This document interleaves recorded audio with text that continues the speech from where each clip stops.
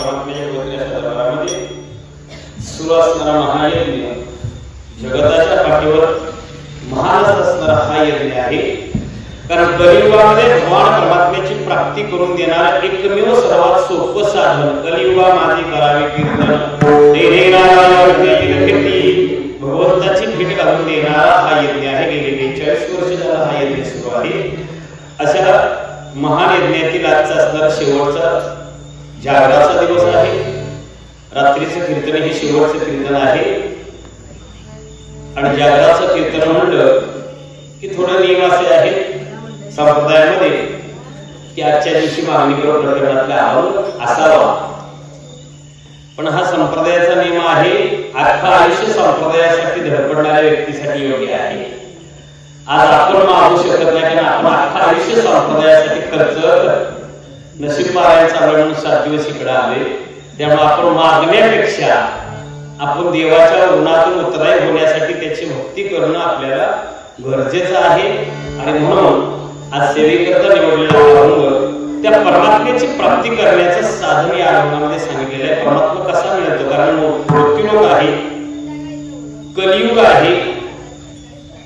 कलियुगामध्ये जीवन जगत असताना परमात्म्याची प्राप्ती केल्याशिवाय सुखी जीवन जगता येत नाही. परमात्मा प्राप्ती करण्यासाठी एकमेव साधन, कारण जो सत्य परमात्मा आहे, परमात्मा म्हणजे या जगतामध्ये सर्व अवतारांचा सार असणारा जो परमात्मा आहे, त्या परमात्म्याला प्राप्त करणं गरजेचं आहे. पण आपण प्रयत्न जरी केला तर सहजासहजी तो मिळेल याची गॅरंटी नाही, मिळाला तरी कळेल याची गॅरंटी नाही. कारण जो परमात्मा सत्य आहे, त्या सत्य परमात्म्याचं जे सत्य स्वरूप आहे, ते सत्य स्वरूप सर्वसामान्य मनाला ओळखण्यासारखं नाही. त्या परमात्म्याचं जे सत्य स्वरूप आहे, तुकोबाराय सांगतात ते कसं आहे? मन वाचातीत तुझे हे स्वरूप. देवा तुझं जे स्वरूप आहे ते मनाच्या वाचेच्या पलीकडे असणार, परा पश्यंती मध्यमा वैखरीच्या वाणीच्या पलीकडे असणार तुझं हे सत्य स्वरूप आहे. ते सत्य स्वरूप जाणण्याकरता आम्ही गेली 6 दिवस झालं तुझी भक्ती करत आहे. म्हणून भक्ती केली, आम्ही भक्ती करत आहे. कारण त्या सत्य परमात्म्याला प्राप्त करण्यासाठी भक्तीचंच माप लावावं लागतं, भक्तीचंच माप वापरावं लागतं, भक्तीचंच साधन वापरावं लागतं. इतर कुठल्याही साधनानं तो देव मिळत नाही. आणि म्हणून तो खूप बऱ्याच सांगतात भक्तीची आमापे मोजितो अनंता इतरांनी तत्वदान मोजवी. भक्तीच्याच मापानं त्याला प्राप्त करावा लागतो, इतर कोणत्याही साधनानं तो अकळला जात नाही. आता भक्ती करण्याचे पण मार्ग अनेक आहेत. सध्या अनेक मार्गाने माणसं 10 दिशा रानगरी झालेली आहेत. अनेक मार्गाने भगवंत प्राप्तीसाठी प्रयत्न करतात. पण तुकोबारायांचा अनुभव आहे म्हणून तुकोबाराय सांगतात की अनेक मार्ग जरी आपण भक्तीचे अवलंबले तरी आता या कलियुगामध्ये इतर जे मार्ग आहेत ते 12 वाटाचे धडपडणारे लोक आहेत. ह्या सगळ्या वाटा परमात्मा प्राप्तीच्या ह्या भक्तीच्या सगळ्या वाटा झाल्या क्षीण. त्या वाटेने देव मिळेल ह्याची गॅरंटी नाही. ती कोणकोणती साधनं आहेत? 3ऱ्या चरणात सांगितले योग याग तपे देहाच्या योगे ज्ञानाच्या लागे लता पडसी.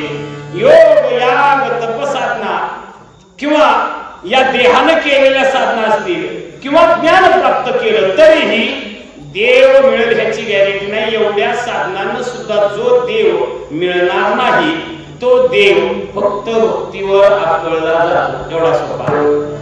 आणि म्हणून त्याची भक्ती करावी लागते. भक्तीची आमापे मोजितो अनंता इतरांनी तत्वदान मोजवी. तो करायचा देवा तुझी प्राप्ती करण्याकरता, तुला जाणण्याकरता जी आम्ही भक्ती करत आहोत, जशी आमच्या परिस्थितीला परवडेल तशी, आमच्या गावाच्या ऐपतीला परवडेल अशी, आम्हाला जमेल तशी आम्ही तुझी भक्ती करत आहोत. आणि ही भोळ्या भावानं केलेली भक्ती देवा तुम्ही मान्य करून घ्यावी. तुका म्हणे आम्ही भोळ्या भावे सेवा घ्यावी जी केशवा कळकळेसे. भक्तीची आमापे मोजितो अनंता इतरांनी तत्वदान मोजवी. अभंगाचा साधा सोपा सरळ अर्थ सांगून झालेला आहे. ज्याला गडबड असेल त्याने आता जायला काय हरकत. मला जागराचं कीर्तन असल्यामुळं जागर करायला सांगितलंय. लय लांबू नका, लय आंबू नका, काकड्यापर्यंत थांबू नका. या नियमानं आपलं कीर्तन या ठिकाणी करायचं आहे.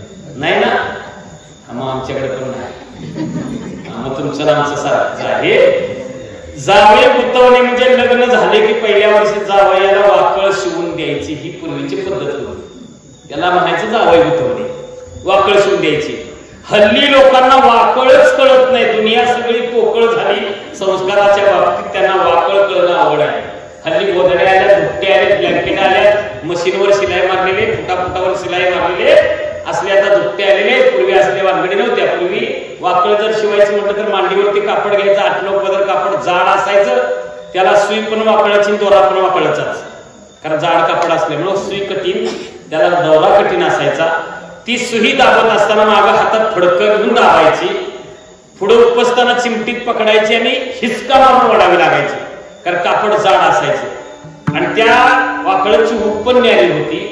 आता ही गोदडी आलेली आहेत, आता लोकांना वाकळची ऊब राहिलेली नाही. आताच्या लांब शिलाई मारलेले गोदडे आले, त्या गोदड्यामध्ये समजा एखाद्या पोराला दिवसभर मग ती पाव विकणारा असू दे, केळ विकणारे असू दे, गाडी धंदा करणारी मुलं असतात, दिवसभर गाडीवरून फिरून जर धंदा करणारा असेल तर दिवसभर गाडीला किका मारल्यामुळं शरीराला वळण पडलेलं असतं. पडले वळण इंद्रिय असं का भावातून येणार. रात्री झोपत सुद्धा ती किका मारत बघा. झोपत सुद्धा किका मारत. आणि समजा आता तर दुपट्याला वापरलेली साडी नवी का जुनी? जुनी साडी असते. कुठं तर एखादं होल पडला असेल आणि जर त्या पोराचा पायाचा अंगठा त्या फाटलेल्या होल मध्ये अडकला आणि हे जर किक मारली काय होतंय? कापड कोपऱ्याकडून फाटायचं. अशा वाकड कितीही किका मारल्या तर कापड जागा सोडत नव्हतं. कारण टाकीच तेवढ्या जवळ असायच्या.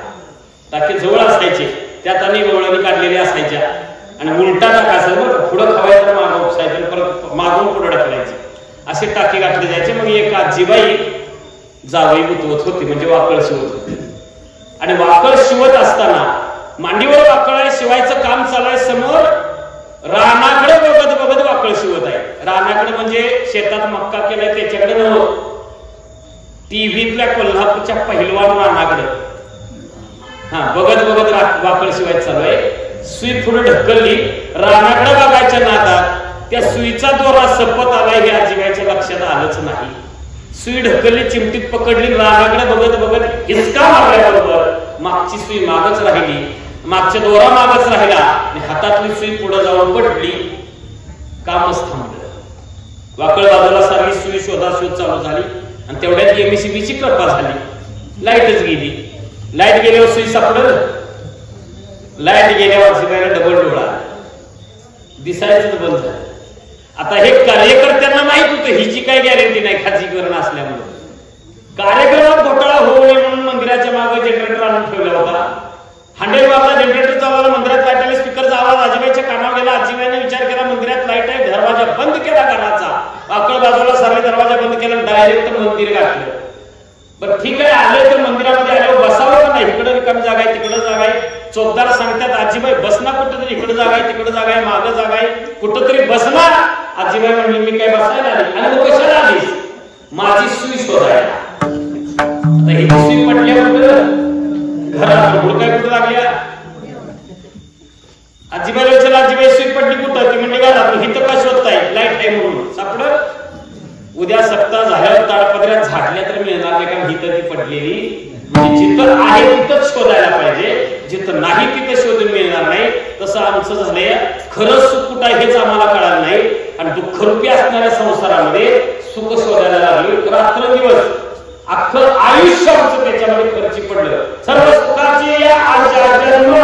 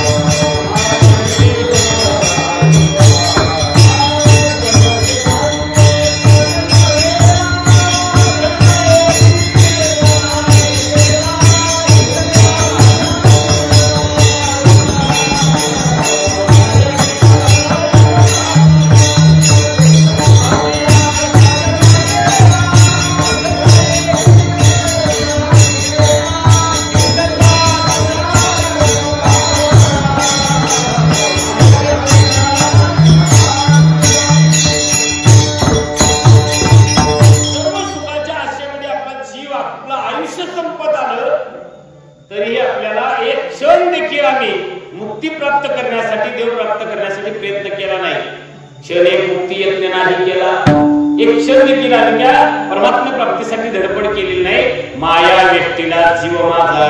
त्या संसारी मायेमध्ये आपला जीव गुरफटत चाललेला आहे. आणि म्हणून आयुष्यात आपल्याला कधीही सुख मिळत नाही. आणि ते सुख मिळवण्याकरता आज या जगातला सुखाचा पत्ता देखील संत महात्म्यांनी सांगितलेला आहे. जर तुम्हाला संसार जीवनामध्ये सुखी जगायचं असेल तर त्याला एकच पर्याय या जगातला आहे. आपला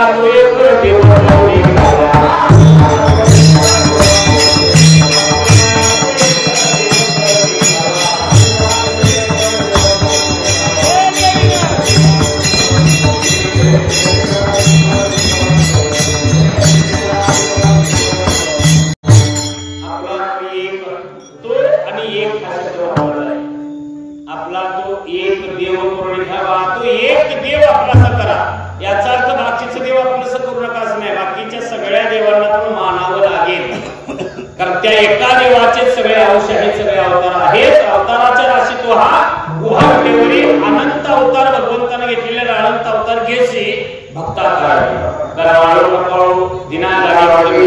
तीन जणांचा उद्धार करण्याकरता भगवंताने अनंत अवतार घेतले. पण इथं तुकोबाराय सांगतात एक देव आपलासा करा, जो या अनंत अवताराच्या पाठीमागे सार असणारा जो देव आहे तो आपलासा करा. का त्याला आपलंसं करायचंय? कारण त्याच्या आपल्या जीवनामध्ये अनंत कोटी उपकार आहेत. म्हणून त्याला देवाला का जाणायचं हे अगोदर जाणून घ्या. त्याच्या आपल्या जीवनामध्ये अनंत कोटी उपकार आहेत. काही लोक भगवंताच्या भक्तीकडे येत नाहीत. 7 दिवसाचं पारायण 42 वर्ष चालू आहे. 7 दिवसाचं तरी अजून 42 वर्षात एक मात्र असा आहे की तो 42 वर्षात मांडवाडी फिरलेला पारायणाच्या पिढीमध्ये फिरकत नाहीत. अशीही काही माणसं आहेत, पुकारलं तरी सरकत नाहीत. अशी काही माणसं आहेत. कारण का जीवनामध्ये अनंत दुःख भोगायला लागलेले असल्यामुळं देवावर नाराज झालेले असतात, रुसलेले असतात आणि भगवंताकडे फिरकत नाहीत. भगवंताच्या सप्ताहामध्ये दान धर्म करत नाहीत. आमचा त्याच्याशी काही संबंध नाही म्हणतात. पण कधी तर चिंतन करा की बसून कधीतरी आत्मचिंतन करायचं घरामध्ये. कुणाला विचारायचं नाही, स्वतःच्या आत्म्याला विचारायचं, स्वतःचं चिंतन करायचं की आपल्या जीवनामध्ये आपण त्या भगवंताकडे सरकत नाही, भगवंताकडे फिरकत नाही का? त्या भगवंताचे आपले उपकार आहेत का नाही? कधीतरी याचं चिंतन करा. तुकोबाराय का देवाची प्राप्ती करा त्याचं कारण सांगतात. कारण त्या परमात्म्याने आपल्यासाठी खूप काही यातना सोसलेल्या आहेत, खूप काही सोसलेलं आहे आपल्यासाठी. याचा अर्थ सगळ्या जगासाठी ज्या भगवंताने केले त्या जगाच्या यादीत आपण आहेच ना. आपल्यासाठीही त्यानं काहीतरी केले हे कधीतरी स्वतः चिंतित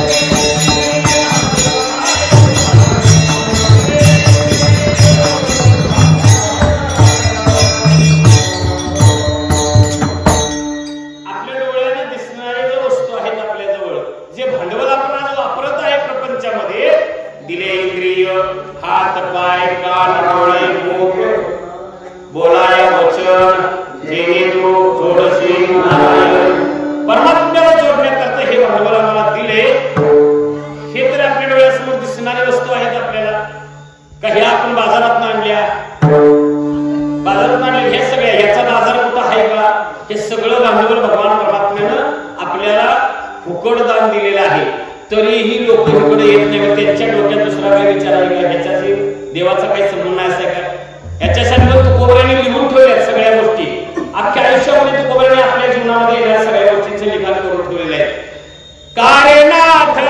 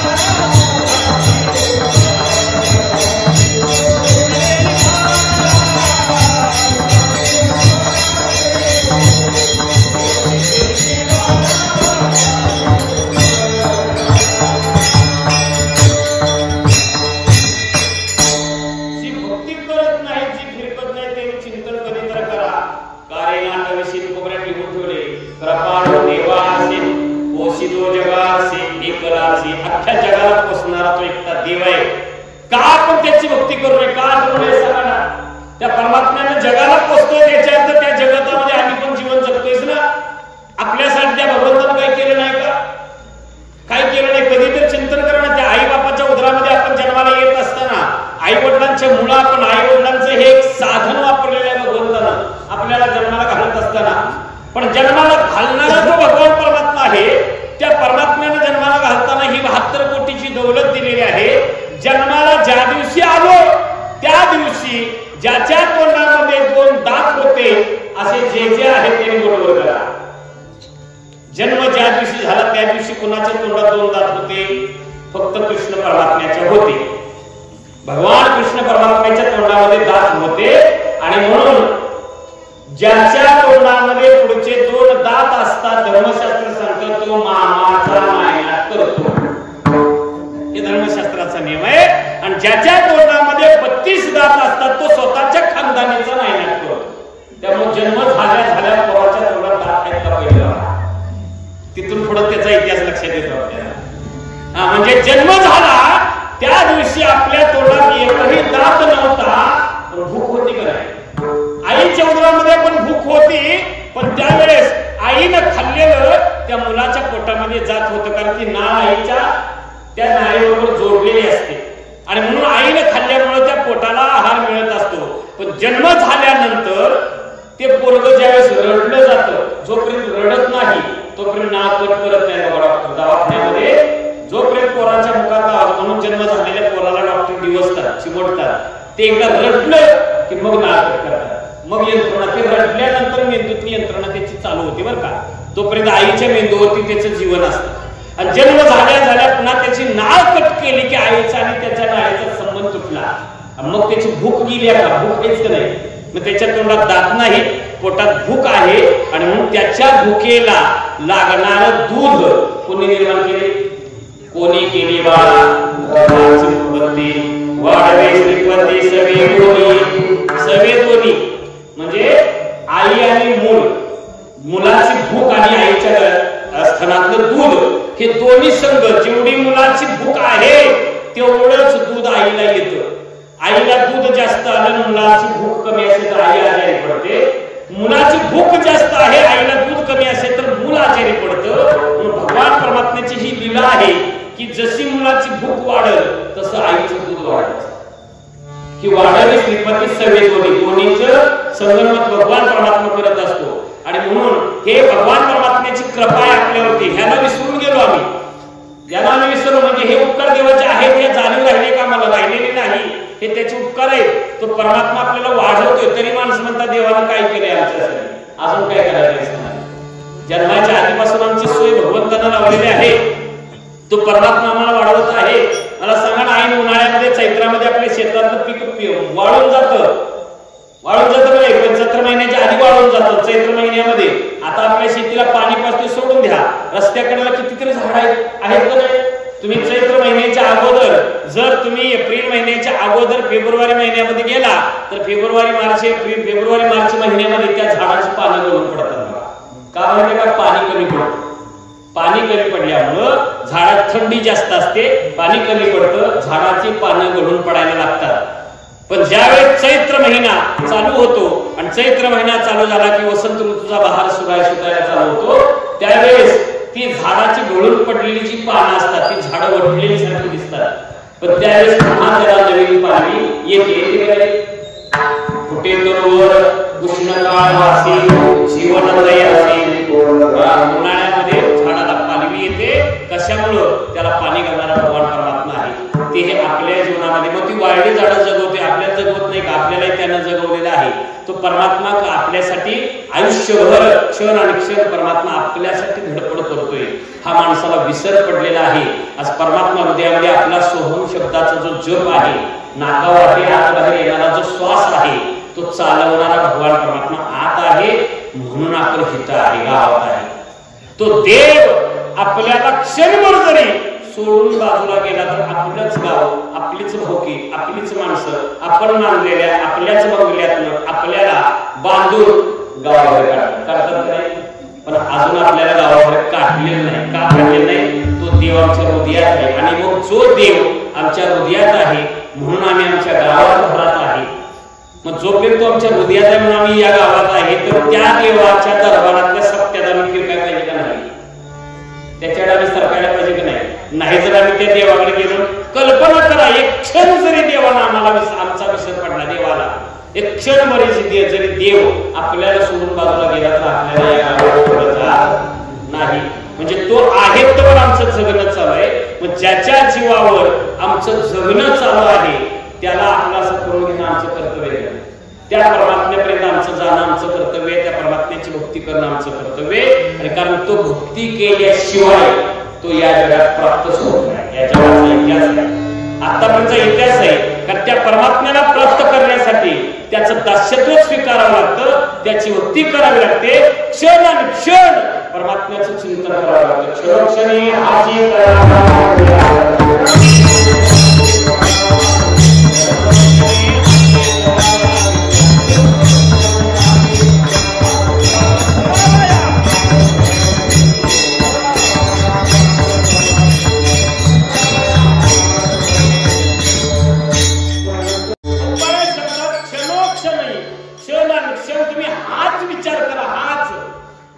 देह नासता आहे, नाशवंत आहे. नाशवंत देह जाणार सकळ, एकदा जाणार आहे. मग कधी जाणार आहे फक्त आपल्याला माहित नाही. आणि आयुष्यात आलेला क्षण वाया जाऊ देऊ नका. ही सुवर्ण संधी आहे. 12 16 ही 7 दिवस म्हणजे आपल्या जीवनातली सुवर्ण संधी आहे. या संधीचं सोनं करून घ्या आणि त्या परमात्म्याच्या दरबारातली सेवा करा, तरच आपल्याला त्या परमात्म्याची प्राप्ती होणार आहे. आणि जरी परमात्मा समोर असला तरी आपल्याला तो कळत नाही, कारण आपला सर्वसामान्य जीव आहे. आणि मग या जीवाला त्या सत्य परमात्म्याला जर जाणायचं असेल, आपलं असं करायचं असेल तर क्षणानुक्षण त्याची भक्तीच करावी लागते, नामस्मरण करावं लागतं. त्याशिवाय तो सत्य परमात्मा जाणता येत नाही. कारण सत्य परमात्म्याचं स्वरूप सर्वसामान्य व्यक्तीला जीवाला ओळखता येत नाही, असं त्याचं सत्य स्वरूप आहे. ते प्राप्त करण्याकरता त्याची भक्तीच करावी लागते. हे सांगणारे कोण आहे? जगद्गुरु तुकोबार आहे. का सांगतात? त्यांना दुसरा काही धंदा नव्हता म्हणून असं नाही. त्यांना सांगण्याकरताच, त्या परमात्म्याची प्राप्ती करून देण्याची करण्याची जाणीव करून देण्याकरताच त्यांना हितवर यावं लागलेलं आहे. कुठून? पाटणमधलं का महादेवाडीतलं का ऐकवण्यातलं?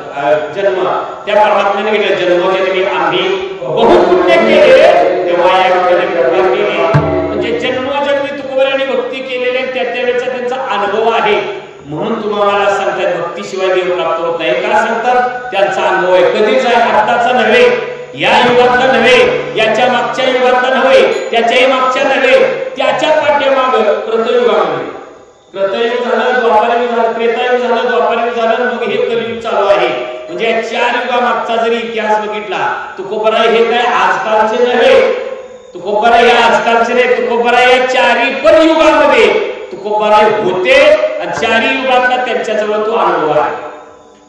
पहिल्या कृतयुगामध्ये तुकोबाराय होते आणि असे नाही तुम्ही आम्ही तर माणसाच्या कुळात जन्माला आलोय, पण त्या काळी कृतयुगामध्ये तुकोबारांचा जन्म हा राक्षस कुळात झालेला आहे.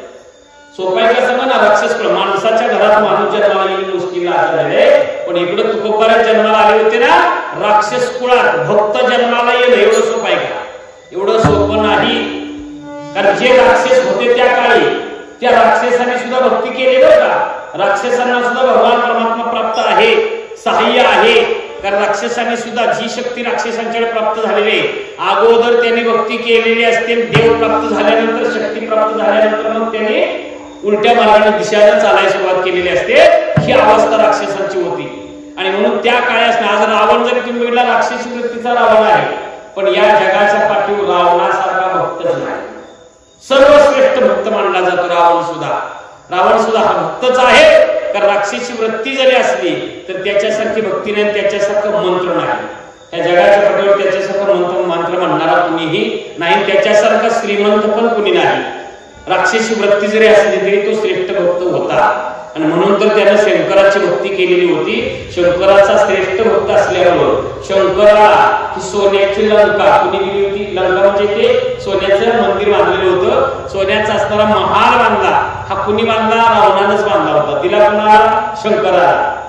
कारण भगवान परमात्म्याची भक्ती करत असताना त्या देवाला, कारण देव कैलासात राहत होते, असं उघड्यावर राहिल्याने त्या भक्ताला बरं वाटलं नाही. म्हणजे देवाला काहीतरी बांधून इमारत द्यावी. किती दिवस त्याने डोंगरावरच राहावं. पण ते शंकराला सांगायला गेले मी तुम्हाला एक महाल बांधून देतो. शंकर म्हणले मला नको आहे, मी हे आई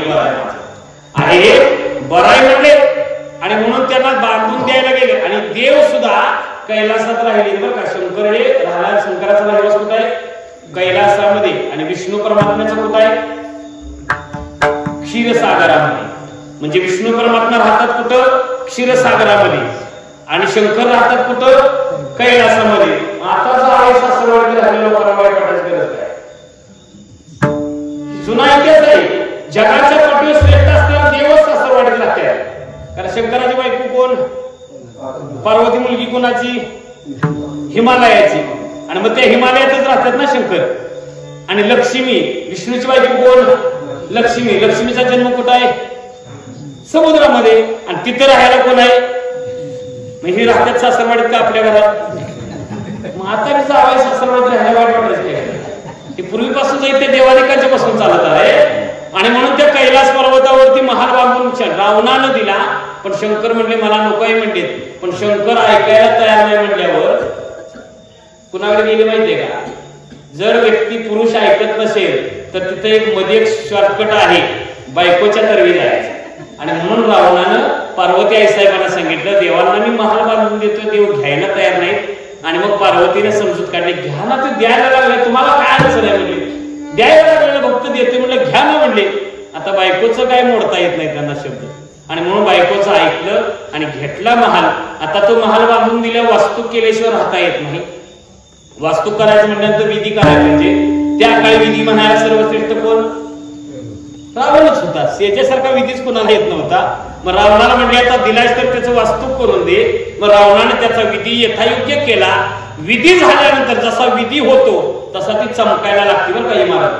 आपलं घर वास्तू जरी आपलं वास्तू जरी बांधली तर त्या वास्तूमध्ये वास्तू शांती केल्याशिवाय, विधी केल्याशिवाय त्या घराला उजाळा येत नाही.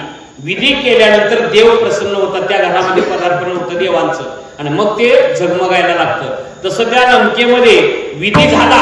विधी झाल्यावर इमारत झळकायला लागली आणि इमारत झळकायला लागल्यावर आता विधी पूर्ण झाला.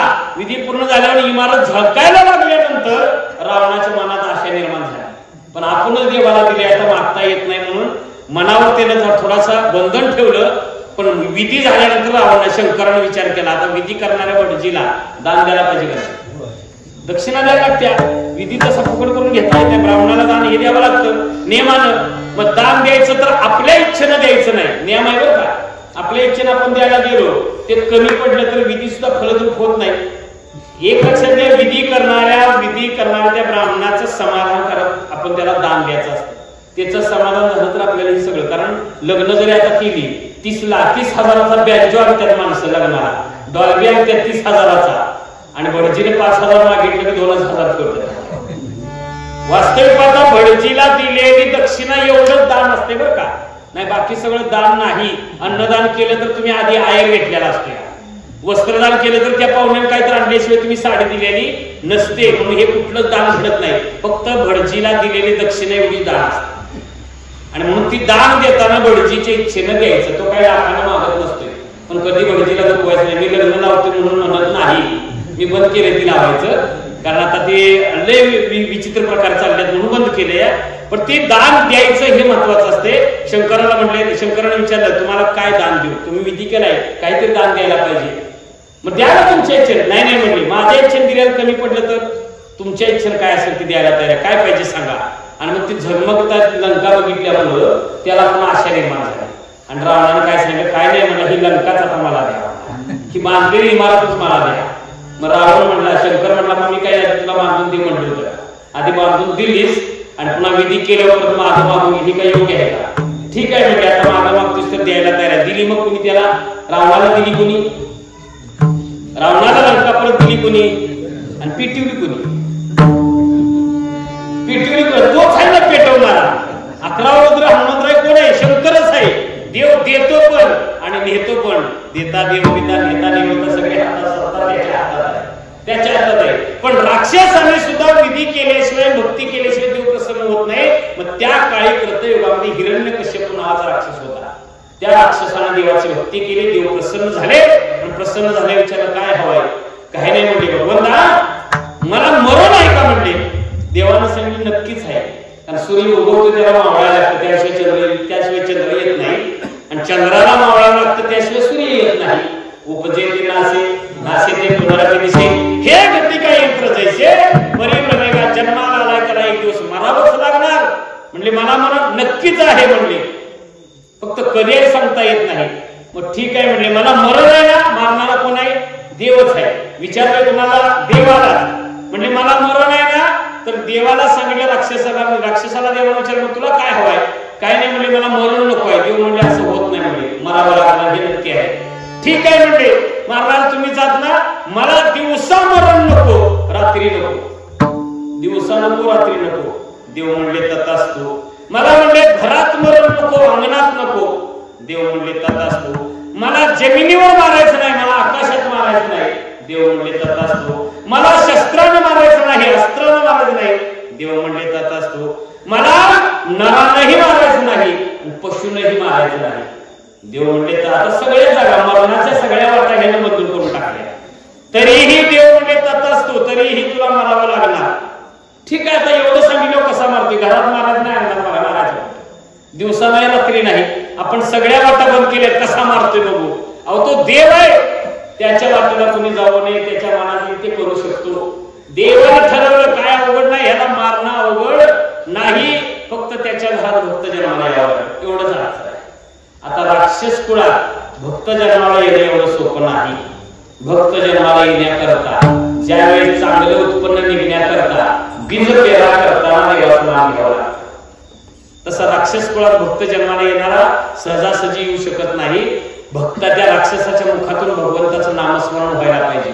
आता तो राक्षस आहे, देवाशी वैर केलं त्यानं, देवाकडं बंधनात देवाला टाकलं आणि पुन्हा त्यानं गावामध्ये दंड कायदा लागू केला की माझ्या नगरीमध्ये देवाचं नाव, कारण देव मला मारणार आहे, माझ्या नगरीमध्ये देवाचं नाव कुणीही घ्यायचं नाही, हा दंडक लागू केला. आणि जो कुणी देवाचं नाव घेईल त्याला सुळावर दिला जाईल, कायदा लागू केला. गावात कुणीही देवाचं नाव घ्यायचं सगळ्यांनी बंद केलं. त्या राक्षस कुळामध्ये कुणी नाव घ्यायला तयार नाही. आणि त्यावेळेस पहाटे रोज सकाळी मॉर्निंग वॉकला ते हिरण्यकश्यप जायचा, त्याची कयाळू नावाची बायको त्याच्या पाठीमागून दोघं सकाळ सकाळी फिरायला जायचे. भगवान परमात्म्याने विचार केला आता ह्याला मारण्यासाठी त्याच्या घरात भक्त जन्माला आला पाहिजे, त्याच्या घरात भक्त येण्याकरता त्याच्या मुखातून नाणी आला पाहिजे. आणि म्हणून तो सकाळी मॉर्निंग वॉकला दत्त खडीकडे जाताना आडवं एक कॉर्नरला मोठं पाषाण होतं, त्या पाषाणावर श्रीनारायण लिहिलं होतं. जाता जाता तरी वाचलं म्हणून. पण ह्यानं दंड लागू केला, देवाचं नाव कोणी घ्यायचं नाही. त्या दगडापर्यंत गेल्यावर त्यानं बघितलं, त्या दगडावर आपल्या वैर्याचं म्हणजे देवाचं नाव आहे. आणि ते आपण वाचायचं नाही, पण मागणं बायको आल्या, तिनं वाचलं तर. आणि म्हणून बायकोची नजर चुकवली, दगड पालता, डाव्या पायाने दगड पालता गेला. बायको कोण दगड आगापायन पालता केला ह्याला वाटलं बायकोनं बघितलेलं नाही, पण बायकांची नजर तीक्ष्ण असते. वाटतं मालकाला आपल्या घरात काय माहित नाही, आपल्या घरात असले काही कळत नाही, सगळं कळतं, फक्त ती वेळ याची वाट बघत असते, तोपर्यंत संयम ठेवत असते. आणि मग त्यानं बघितलं, गेला ते पुढे निघून गेला, बायकोनं बघितलं तर कयानं तिथं करापूर्वी रस्त्यावर बोलायची पद्धत नव्हती. संध्याकाळी दोघे एकांताच्या ठिकाणी आले आणि एकांताच्या ठिकाणी आल्यावर हिरण्यकश्यपून आपल्या बायकोचा कयानूचा हात हातामध्ये घेतला. त्यावेळेस कयानूने विचारलं, नाथ एक प्रश्न विचारू? ते म्हणजे विचारा, की जागाच अशी आहे, स्त्री हट्ट पुरवावा लागतो, ठराविक जागा असे आहेत, बालहट्ट, राजहट्ट, स्त्री हट्ट पुरवावा लागतो. या नियमानं बायकोने विचारलं, एक प्रश्न विचारू का? विचारणं म्हणले, काही नाही म्हणले. सकाळी आपण फिरायला गेलो त्यावेळेस तुम्ही डाव्या पायानं दगड पालता केला, त्याचं कारण काय? त्याला वाटतं बघितलं नसेल, पण हिने पक्क बघितले, ह्याच्या लक्षात आलं. काही नाही म्हणलं, वाटत दगड होता, तू इकडे तिकडे बघायच्या नादात दगडाला धडकशील म्हणून बाजूला काढला. असं नाही म्हणजे काहीतरी त्याच्यात वर बदललंय, उगाच पालता केलं नाही, काहीतरी कारण असलं पाहिजे, मला सत्य कारण सांगा. शेवटी सांगणं भाग पडलं. ते म्हणला, कशाला लांबडलं होतेस, दगड होता वाटत बाजूला? नाही रे म्हणजे, मला का दगड पालता केला तेवढं सांगा. हट्टालाच पेटली. आता नाही ऐकावं तर नाही सांगावं तरी अवघड आहे, आणि म्हणून सांगणं भाग पडलं. काही नाही म्हणली, त्या दगडावर माझ्या वैर्याचं नाव होतं. ती म्हणली, असं सांगू नका, काय होतं ते सांगा, काय होतं ते सांगा. ही तिच्या मनात बुद्धी कुणी भरवलेली? देवानच भरवलेली असते. काय होतं सांगा. मग शेवटी सांग, ठीक आहे म्हणला, सांगतो, खरं कुणाला सांगू नाही म्हणजे, कुणाला सांगणार नाही. त्या दगडावर श्री नारायण लिहिलं होतं. ती म्हणली, मला काय स्पष्ट कळालं नाही, काय लिहिलं होतं? अनेकदा बोलवून घेतलं, अनेकदा विचारलं. मग त्याने सांगितलं, त्या दगडावर श्री नारायण लिहिलं होतं. मग राक्षसाच्या मुखातून, बायकोच्या इच्छेकरता अंतःकरणातून हा शब्द आला. परिणामी त्याच वेळेस तिनं आपल्या पतीनं आपल्या प्रश्नाचं उत्तर दिलं, आणि म्हणून त्या पतीला खुश केला. त्याचा परिणाम त्याच दिवशी गर्भामध्ये बीज पेरा झाला.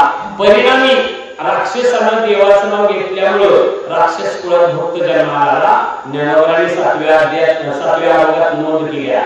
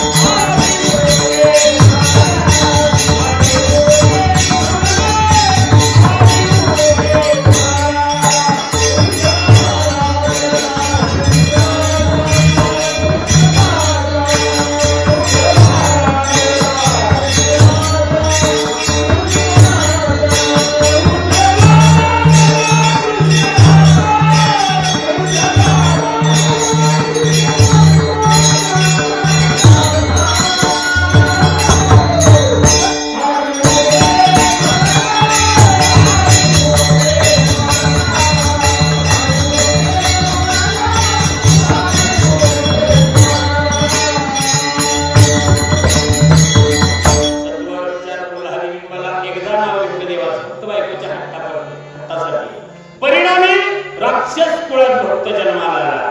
आणि त्या राक्षस कुळात दंड काय लागू केला? माझ्या नगरीमध्ये कुणीही देवाचं नाव घ्यायचं नाही. जन्माला आलेला कोण होता? भक्त प्रल्हाद होता. तो नारायण नामाशिवाय दुसरं काय म्हणत नव्हता. जसं त्याचं चंद्राच्या कलेप्रमाणे वय वाढायला लागलं, जसा मोठा झाला त्यावेळेस शाळेत पाठवला दैत्य विद्या शिकण्याकरता, अभय विद्या शिकण्याकरता दैत्य गुरूंच्याकडे पाठवलं. दैत्य गुरूंनी काहीही शिकवलं, प्रल्हाद काय म्हणायचे? नारायण नारायण. मास्तर शाळेत शिकवायचे, दुपारी मधल्या सुट्टीला मास्तर ऑफिसात गेले की ह्याला सगळ्याच पोरांना नारायण म्हणायला लावायचे. सकाळी 3 तास मास्तरने शिकवले आणि ऑफिस मध्ये अर्धा तास गेले. अर्ध्या तासात त्याने सगळ्या पोरांना नारायण म्हणायला लागले. 3 तास शिकवलेलं विसरून जायचं. कारण राक्षसी विद्येमध्ये नारायण हा शब्द जरा वेगळं वाटायचं, थोडं विचित्र वाटायचं त्यांना, आणि त्यामुळे तेवढं डोक्यात बसायचं. 3 तासाचा अभ्यास विसरून जायचा. पुन्हा मास्तर शाळेत आले, 2 तास पुन्हा त्यांनी शिकवायचं, आणि पुन्हा मास्तरने सुटली, मास्तर गाडीला किक म्हणून घरला जाणार, तर प्रल्हादाने सगळी पोरं शाळेच्या बाहेरच्या पिंपळाच्या झाडातली मिटिंगच बोलावली. सगळ्याच पोरांना नारायण नामाचं भजनच म्हणायला लागलं. नारायण नारायण नारायण.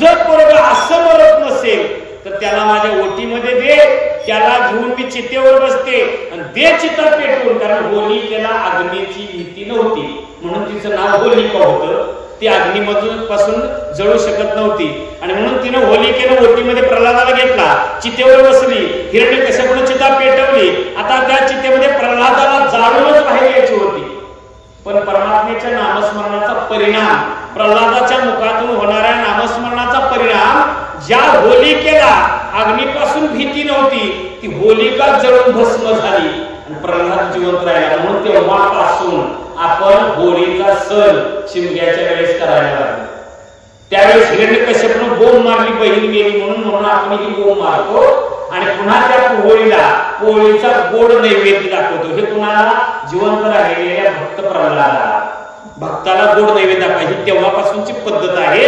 होलिका जळून भस्म झाली, काही केलं तरी तो मरत नाही. हिरण्यकश्यपूने विचारले, तुला काही जरी केलं तरी तू का मरत नाहीस? प्रल्हाद म्हणजे मला वाचवणारा आहे म्हणून मरत नाही. पुन्हा विचार, तुला कोण वाचवतोय? प्रल्हाद म्हणजे आतापर्यंत ज्यानं तुम्हाला वाचवलंय तोच मला वाचवतोय. आतापर्यंत तुम्हाला ज्याला जिवंत ठेवलाय तोच मला वाचवतोय. अरे मग तो आहे तरी कुठे? एरो म्हणे काठीपासून आहे मनमाळीचे तेथे, तो सगळ्या ठिकाणी आहे. तो नाही अशी कुठं जगात जागा नाही. दगडात काठीपासून म्हणजे दगडात सुद्धा आहे, लाकडात सुद्धा आहेच, म्हणजे खांबात सुद्धा आहे. म्हणजे बघू का बघा, म्हणजे ह्याच्या बघण्याला असा कसा रागाने हिरण्यकश्यपून खांबावरी राहतो.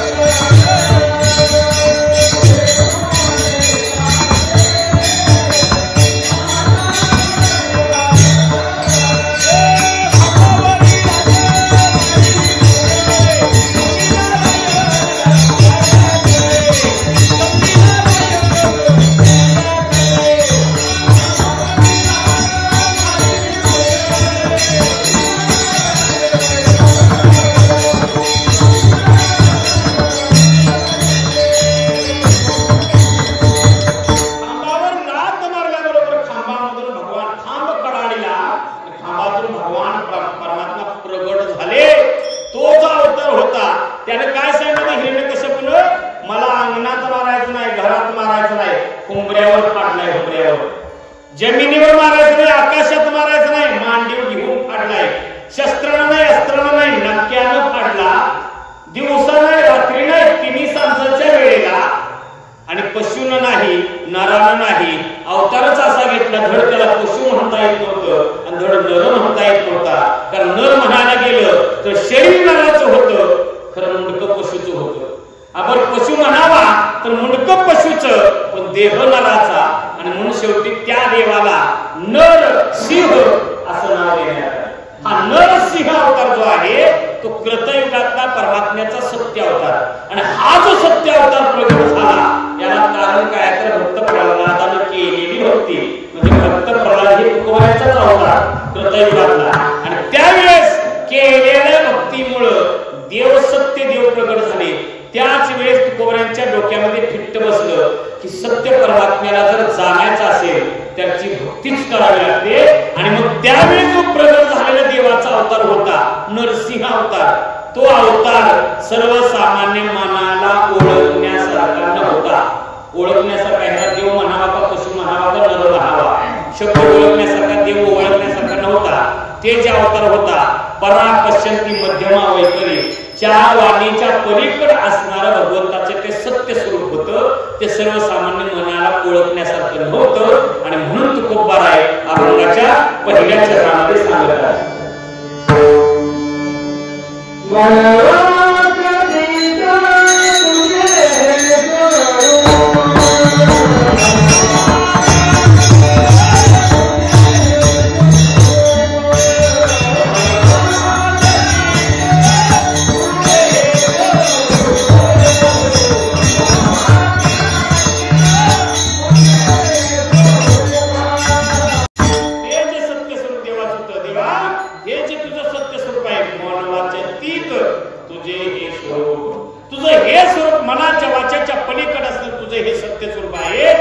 हे सत्य स्वरूप प्राप्त करण्याकरता भक्ती केली. आणि तेवढ्याच करता देवा तुझी भक्ती करत आहोत. कारण तुझी भक्ती करण्याकरता दुसरं कुठलंही साधन चालत नाही. त्याला भक्तीचंच माप, तुझ्या प्राप्ती करता भक्तीचंच माप लावावं लागतं. इतर कोणत्याही साधनाने देव प्राप्त होत नाही. एकदा नारद मुनी त्रिकालज्ञानी असणारे संत महात्मे आजही जिवंत आहेत बघा. चिरंजीव पदामध्ये चिरंजीव यादी त्याचं नाव आहे. आजही नारद मुनी फिरत असतात, भ्रमंती करतात. त्या काळात देखील नारद मुनी असे फिरत एकदा आले. कुठं गेले? सत्यभामेच्या महालाकडे गेले. भगवान परमात्म्याच्या प्रत्येक पत्नीकडे सत्यभामेच्या महालाकडे गेले. सत्यभामेच्या घराजवळ महालाजवळ आल्याबरोबर विचार केला नारदाने, आता फिरायचं तरी चाललंय, जाता जाता भगवंताचा महाल जवळ आलेला आहे, सत्यभामा आई साहेबांना देवांना भेटून जावावं, आणि म्हणून सत्यभामेच्या महालात गेले. नारद मुनी आलेत म्हणल्यावर सत्यभामेला सुद्धा आनंद झाला. संत येती घरा, दार खिडक्या बंद करा. हा, संत येती घरा तोची दिवाळी दसरा. संत घरला आल्याचं समाधान झालं. बरं झालं म्हणजे नारद मुनी आले, पायावर पाणी घालून आतमध्ये घेतले. त्याचे पाहुणचार केला आणि विचारलं, स्वारी इकडे कशी काय फिरवली? नारद मुनी म्हणजे आई साहेब, चालू होतं तीर्थयात्रा, फिरायचं चालूच आहे, जाता जाता तुमचा महाल जवळ आला आणि म्हणून भेटावं म्हणून आलो तुमच्या दर्शनाला. बरं झालं म्हणजे. मग तिने विचारलं, देव कुठं? देव म्हणजे पूजा चालू आहे त्यांची. म्हणजे तुमचं कसं काय आहे? नारदाला विचारलं. नारद म्हणजे आई साहेब, माझं सगळं ठीकठाक मध्ये, तुमचं कसं काय? सत्यभामा म्हणली, म्हणलं माझं पण देवा नारदा सगळं काही ठीकठाक आहे. आणि आम्हाला काय अडचण आहे सांगा ना. विश्वाचा बाप ज्यांचा मालक आहे त्यांना काय कमी आहे? आमच्या आयुष्यात काही कमी नाही, नारदा आपलं जीवन सुखी आहे. पुन्हा सत्यभामेने नारदाला विचारलं, नारदा तुमचं तर जीवन सुखी आहे म्हणून तुम्ही सांगता, आता सतत तुमची भ्रमंती चालू आहे, जगतामध्ये काय हाल हवा आहे? सत्यभामेने विचारलं. नारदाने सांगितलं, आई साहेब सगळं काही जगतामध्ये ठीकठाक आहे, पण एक अडचण आहे. म्हणजे काय अडचण आहे? ते सांगोला जत भाग जो आहे तिकडे जराशी पाण्याची टंचाई आहे, एवढीच अडचण आहे. आणि त्यामुळे असा फरक झालाय, तिकडं जरा पाण्याची टंचाई, जत आटपाडी सांगोला भाग जो आहे ना तिकडं पाण्याची टंचाई आहे, दुष्काळी भाग आहे. आणि पाण्याची टंचाई असल्यामुळं पाणी हेच जीवन आहे, आणि जीवन म्हणजे परमात्मा आहे, पाणी म्हणजेच परमात्मा आहे. तिकडं जरा दुष्काळी भागामध्ये पाण्याची टंचाई असल्यामुळं तिकडली लोक पाण्यावरच आपलं जीवन असल्यामुळं पाणी हेच जीवन, पाणी हेच परमात्मा, पाणी हेच देव. म्हणजे तिकडं दुष्काळी भागामध्ये पाण्याची कमतरता असल्यामुळे तिकडली लोक पाण्यालाच देव मानतात, आणि इकडे जरा पाण्याचा सुकाळ असल्यामुळं तिकडली लोक देवाला पाण्यात बघतात. एवढाच फरक आहे, बाकीचा काही फरक नाही, सगळं ठीकठाक मध्ये आहे. आणि मग तुमचं कसं काय ना? सत्यभामा म्हणली, माझं पण नारदा ठीकठाक आहे, पण माझी एक शंका आहे, माझी एक चिंता आहे. नारद म्हणजे आहे साहेब, जगाचा बाप तुमचा मालक आहे, आणि शंका कशाची आणि चिंता कशाची? काही नाही नारदा, या जन्मात तर आम्ही सुखी झाले, या जन्मात विश्वाचा बाप आमचा मालक झाल्यामुळे जीवन सुखी आहे. पण एवढी इच्छा आहे नारदा, हेच सुख आम्हाला जन्मोजन्मी मिळावं, यासाठी काही पर्याय आहे का तेवढं सांग. मग नारद म्हणजे आई साहेब, तुम्ही चांगला पर्याय विचारलेला आहे, चांगला प्रश्न विचारलाय.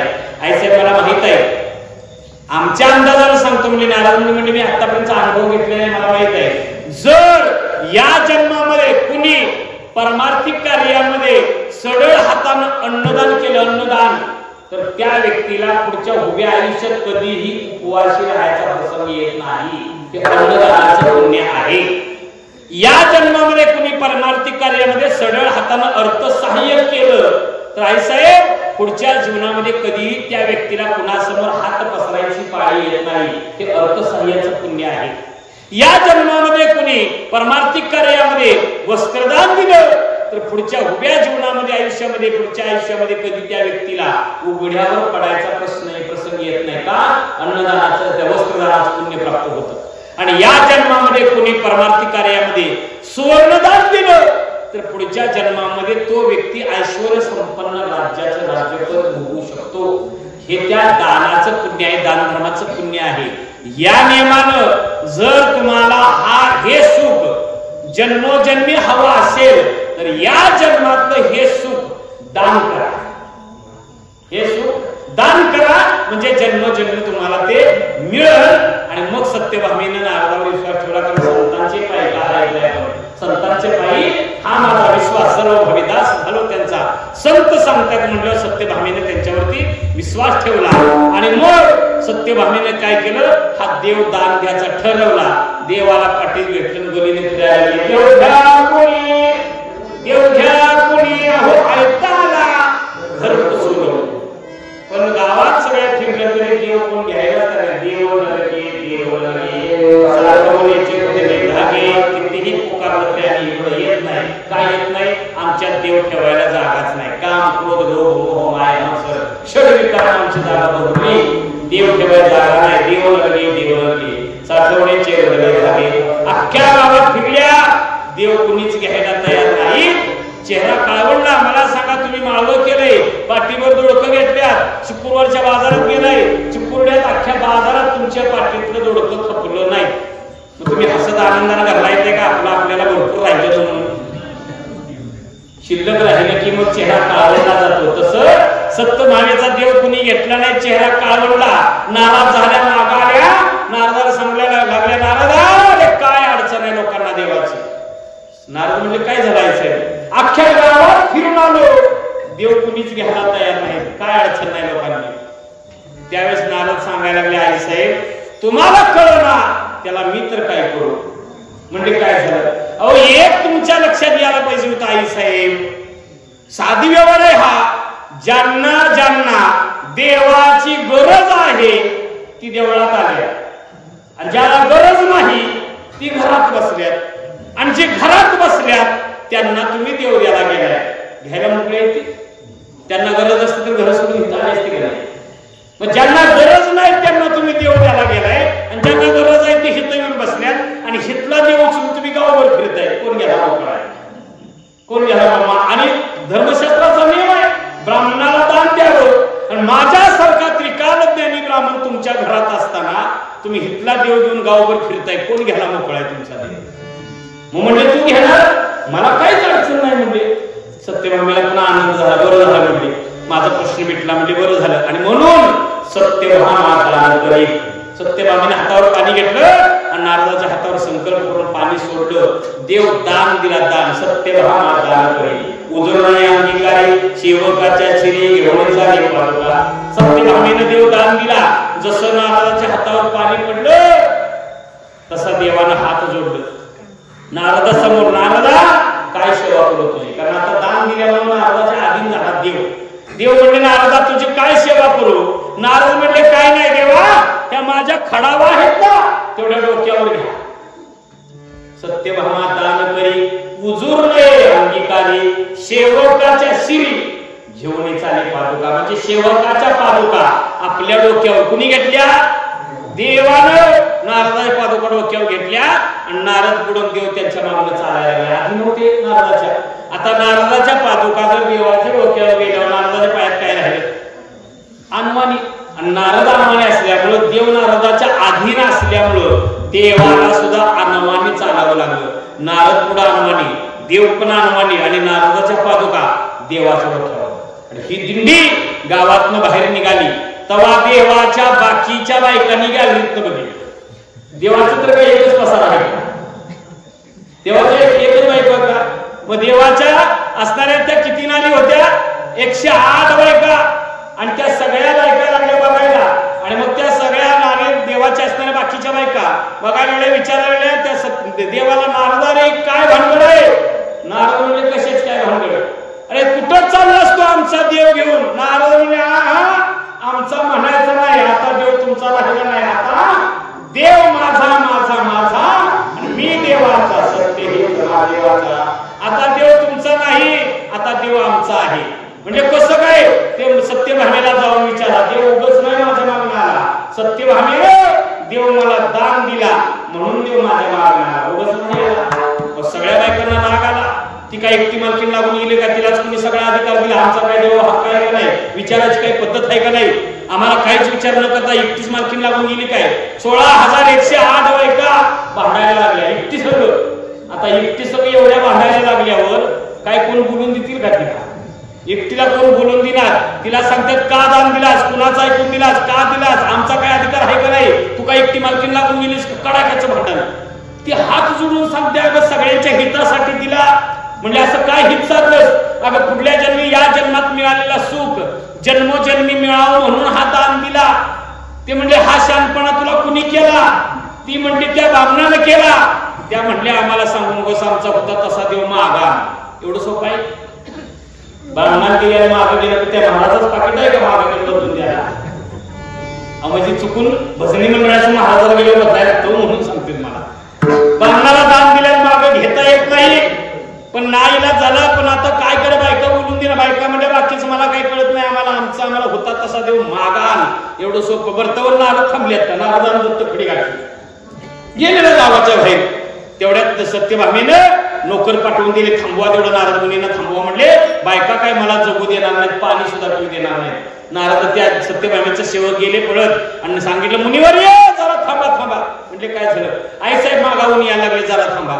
थांबले. आईसाहेब आल्या, विचारला, नारदा पाया पडतो तुझ्या, तेवढा देव माग दे. आईसाहेब मी काय तुम्हाला मागायला म्हणतो, तुम्ही दान दिला असा, दान दिल्याला माग घ्यायचं नसते म्हणजे. म्हणून तर तुकोबाराने एका अभंगात लिहिले, देती घेती नरकात जात. देती घेती म्हणजे दिल्याला माग घेतलं तर नरकात जातो. हो, आलं का लक्षात? असा अर्थ त्याचा. देती घेती न देते तरी तुला मागे घेत असेल तर मग ते नरकात जाते. म्हणजे नरकात जायला लागतं, म्हणजे दान दिल्याला मागे घेता येत नाही, तेही बामणाला दिलेलं. पण नारदा काय करू, देवाच्या अजून बराच पसार आहे, बाकीच्या बायका लागल्या भांडायला, मी काय करू. नारद म्हणले, ऐसे तुम्हाला आधी कळत नव्हतं का त्यांना विचारायला? त्यांची परवानगी काय गडबड करायची गरज होती का? त्यांची परवानगी घ्यायची होती. खरं नारदा घेतली नाही ना.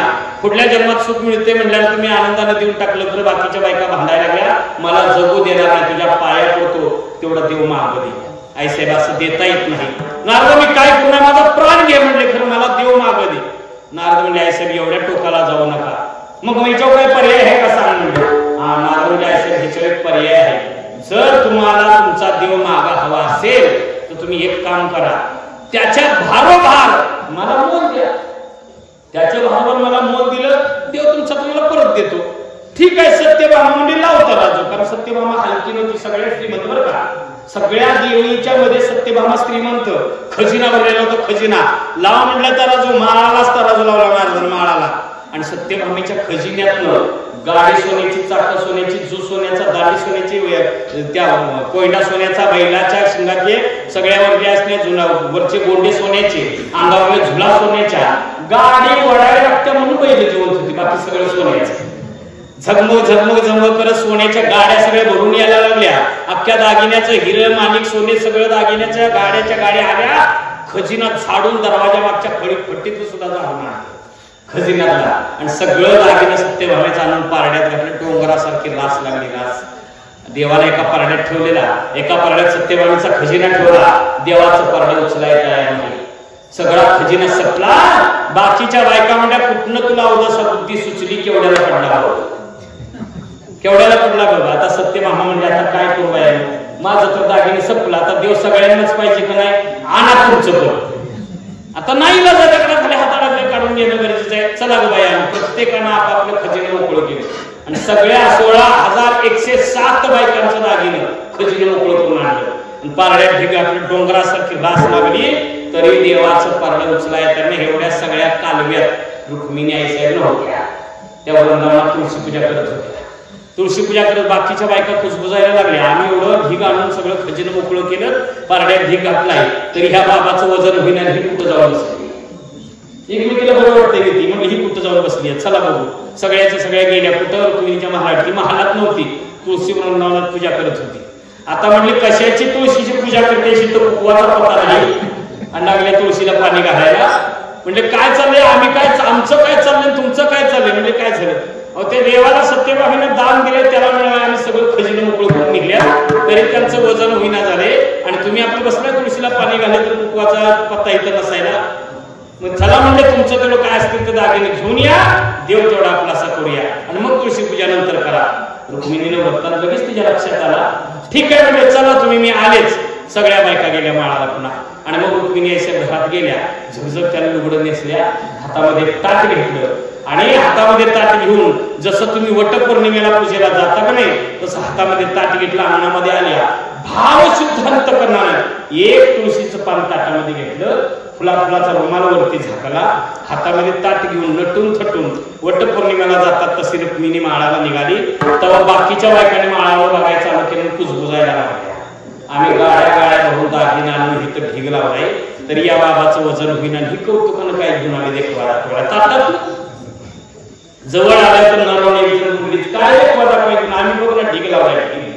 रुक्मिणी म्हणली, कालवा करू नका, तुमचं सगळं बाजूला घ्या, आधी माझं ठेवू, लागलं तर तुमचं घेऊ. वडा बायका म्हणजे बघू काय वडा आपापलं, प्रत्येकीनं आपापलं ढीग मागं वडलं. पारडं रिकाम केलं, रिकाम. एवढ्या वेळात रुक्मिणीनं पांडुरंगाचं दर्शन घेतलं, नारदाचं दर्शन घेतलं आणि भावशुद्ध अंतकरणानं ताटावरला फुलाचा रुमाल बाजूला केला आणि तुळशीच्या पानावर एक पाण्याचा थेंब ठेवला आणि भावशुद्ध अंतकरणानं तुळशीचं पान ताटातलं उचललं आणि जसं पारड्यामध्ये ठेवलं, एका पानावर देवाचं पारडं उचललं. उचल आता इथे डोंगरासारखी रास घातली तरी ज्या देवाचं वजन झालं नाही तो एका पानावर उचलता आला, त्याला मापता आला. त्याचं कारण आहे भक्ती. या पानाच्या मागची असणारी भक्ती हे महत्वाचे आहे. भक्तीच्याच मापानं त्या देवाला झोपावा लागतो. अभंगाच्या दुसऱ्या चरणाचा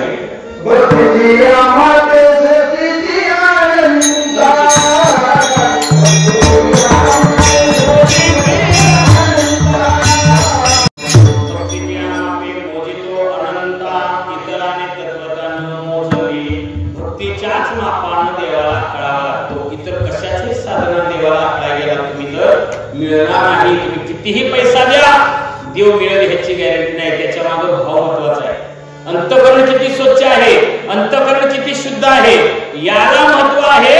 देव फक्त कायदा ऐश्वर्य बघत नाही, देव कुणाचं ऐश्वर्य बघत नाही, देव फक्त भाव बघतो. देव भावाचा उकेला हाची देवाला फक्त भाव हवा आहे, बाकी काय काही नाही. एक भावाचे कारण तुका म्हणे आन विठोबाचे आन घेऊन तुकोबाला सांग. देवाला काय द्यायला लागत नाही, देवाला फक्त भाव द्या. भाव शुद्ध अंतःकरण देवाची भक्ती करा. देवाला सोनं नाणं लागत नाही, पैसा अडका काय लागत नाही. मग तुम्ही म्हणणार महाराज पैसा लागत नाही, काय लागत नाही, 3 दिवस झालं पुकारताय पैसे वर्गणी भरा. देवळाची खडा वर्गणी तुम्ही भरा. शेवट जवळ आलाय, शेवट जवळ आला की खर्चाची बाजू असते. 3 दिवस झालं पुकारायचं चाललंय आणि पैसे लागत नाही. आणि खरंच पैसे लागत नाही बरं का देवाला. देवाला पैसे लागत नाही तर तुमच्या घरातलं व्यवहारातलं उदाहरण सांगतो मी, तुमच्या लगेच लक्षात येईल. पाळण्यात तुमच्या घरामध्ये कुणाच्या ज्याच्यात असेल ज्याच्यात नसेल, एखाद्याच्या गुन्हा असेल, एखाद्याच्या झाला असेल. पाळण्यात असणार महिन्या 1.5 महिन्याचं जी पोरग आहे त्या महिन्या 1.5 महिन्याचं पोरग भात खातंय का? खात नाही. भाकरी खातंय का? खात नाही.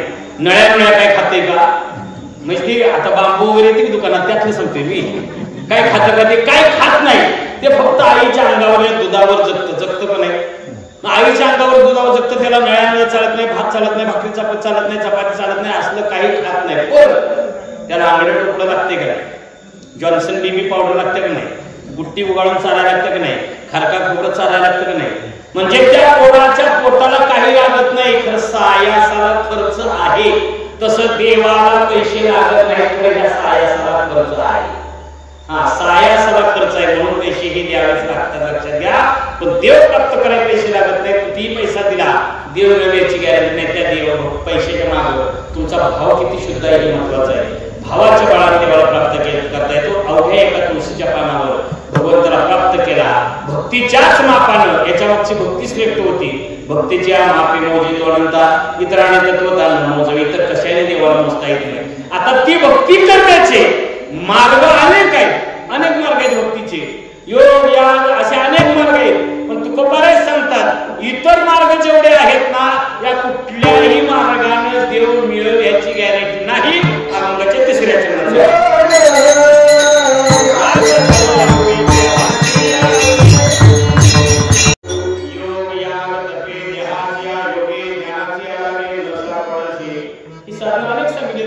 योग साधना आहे.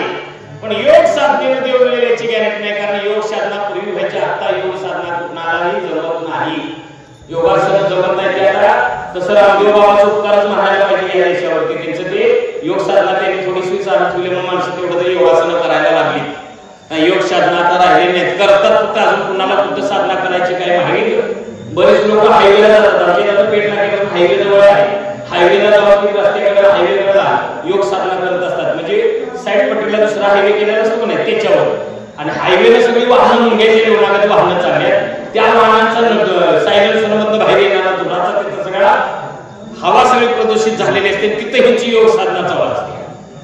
कुठं करायची हे पण नाही. त्यामुळे ही साधना फलद्रूप होत नाही. योग साधना करणं पूर्वीची योग साधना करायची लोक साधना करणारी माणसं पूर्वी होती बरं का. ऋषी मुनी 12 वर्षे एका पायावर उभा राहून 12 वर्षे साधना करायची ऋषी जंगलामध्ये. वाऱ्यानं तोंडात पान गेलं तर खायचं नाही तर वारा पिऊन जीवन जगायचं. तर 12 वर्षे एका पायावर उभा राहायचे. आता कोण आहे का 12 वर्षे साधना करणारा? 12 वाजू द्यात नुसतं पण आजवाज जाय कारण 12 जागर आहे 9:30 चालू त्यामुळे मग 12 वाजच तोरा मला दोन पायावर जमत नाही. 12 वर्षाचा विषय ला एका पायावर 12 वर्षे साधना करणारे आता कोण राहिलेली नाही. तपश्चर्या करणारे योग या साधना जे आहेत तप करणारे पण आता शिल्लक आहेत. 12 वर्षे तप करणारे शिल्लक नाहीत. एका पायावर उभारणारे शिल्लक नाही. आता दिवाळीमध्ये बरंच 15 दिवस इकडले दिवस लाडू तिकडे जातात तिकडे इकडे येतात का नाही. 15 दिवस डबं इकडे तिकडे तिकडे पळत असतात. मग दिवाळीचं सीझन चालू झाला कोडवीतनं गाडी सुटली. सकाळी 8 वाजता इथं माणसं उभा राहिले. कशा करता? इस्लामपूरला एकीकडे जायचं म्हणून 8 वाजल्यापासून 11 वाजेपर्यंत 4 गाड्या आल्या तर एकही गाडी इथं थांबायला तयार नाही. का? कोडवीतनं येतानाच गाडी भरून येते. उभा राहायला जागा नाही उभा राहायला. आणि त्यामुळे येणाऱ्या सगळ्या गाड्या येतात. माणसं नुसती गाडी आली की बसलेली उठतात रस्त्यावर येतात गाडी पुढे निघून जाते. गाडी थांबायला तयार नाही कारण उभा राहायला जागा नाही. 11:15 वाजता एक गाडी आली.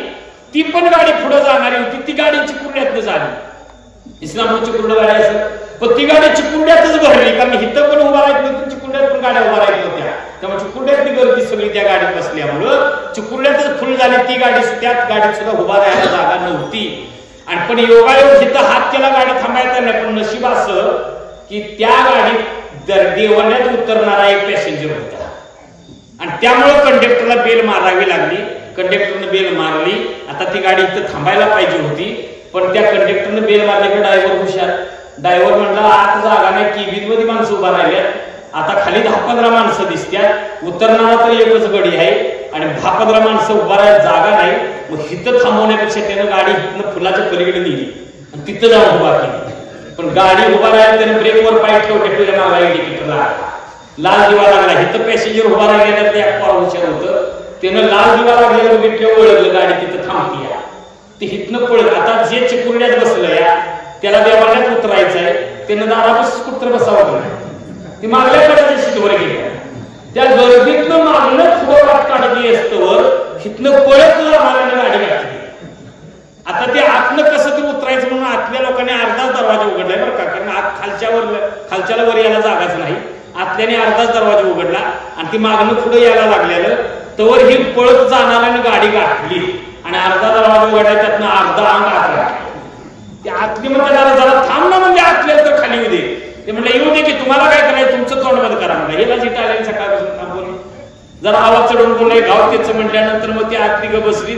आतल्याला कसा तर बाहेर ढकलायचं म्हणली. आतलं बाहेर असतो त्यानं जरा दरवाजा मोठा केला बाहेर याला तेवढ्यात हे ना आपलं अंग अर्ध्यापेक्षा जास्त हात घातलं आणि जसं आतलं बाहेर आलं तसं की बरं आतल्या गर्दीतलं काय झालं. आतनं जे बाहेर आले त्याची जी जागा होती आतल्या लोकांनी ऍडजस्ट केली.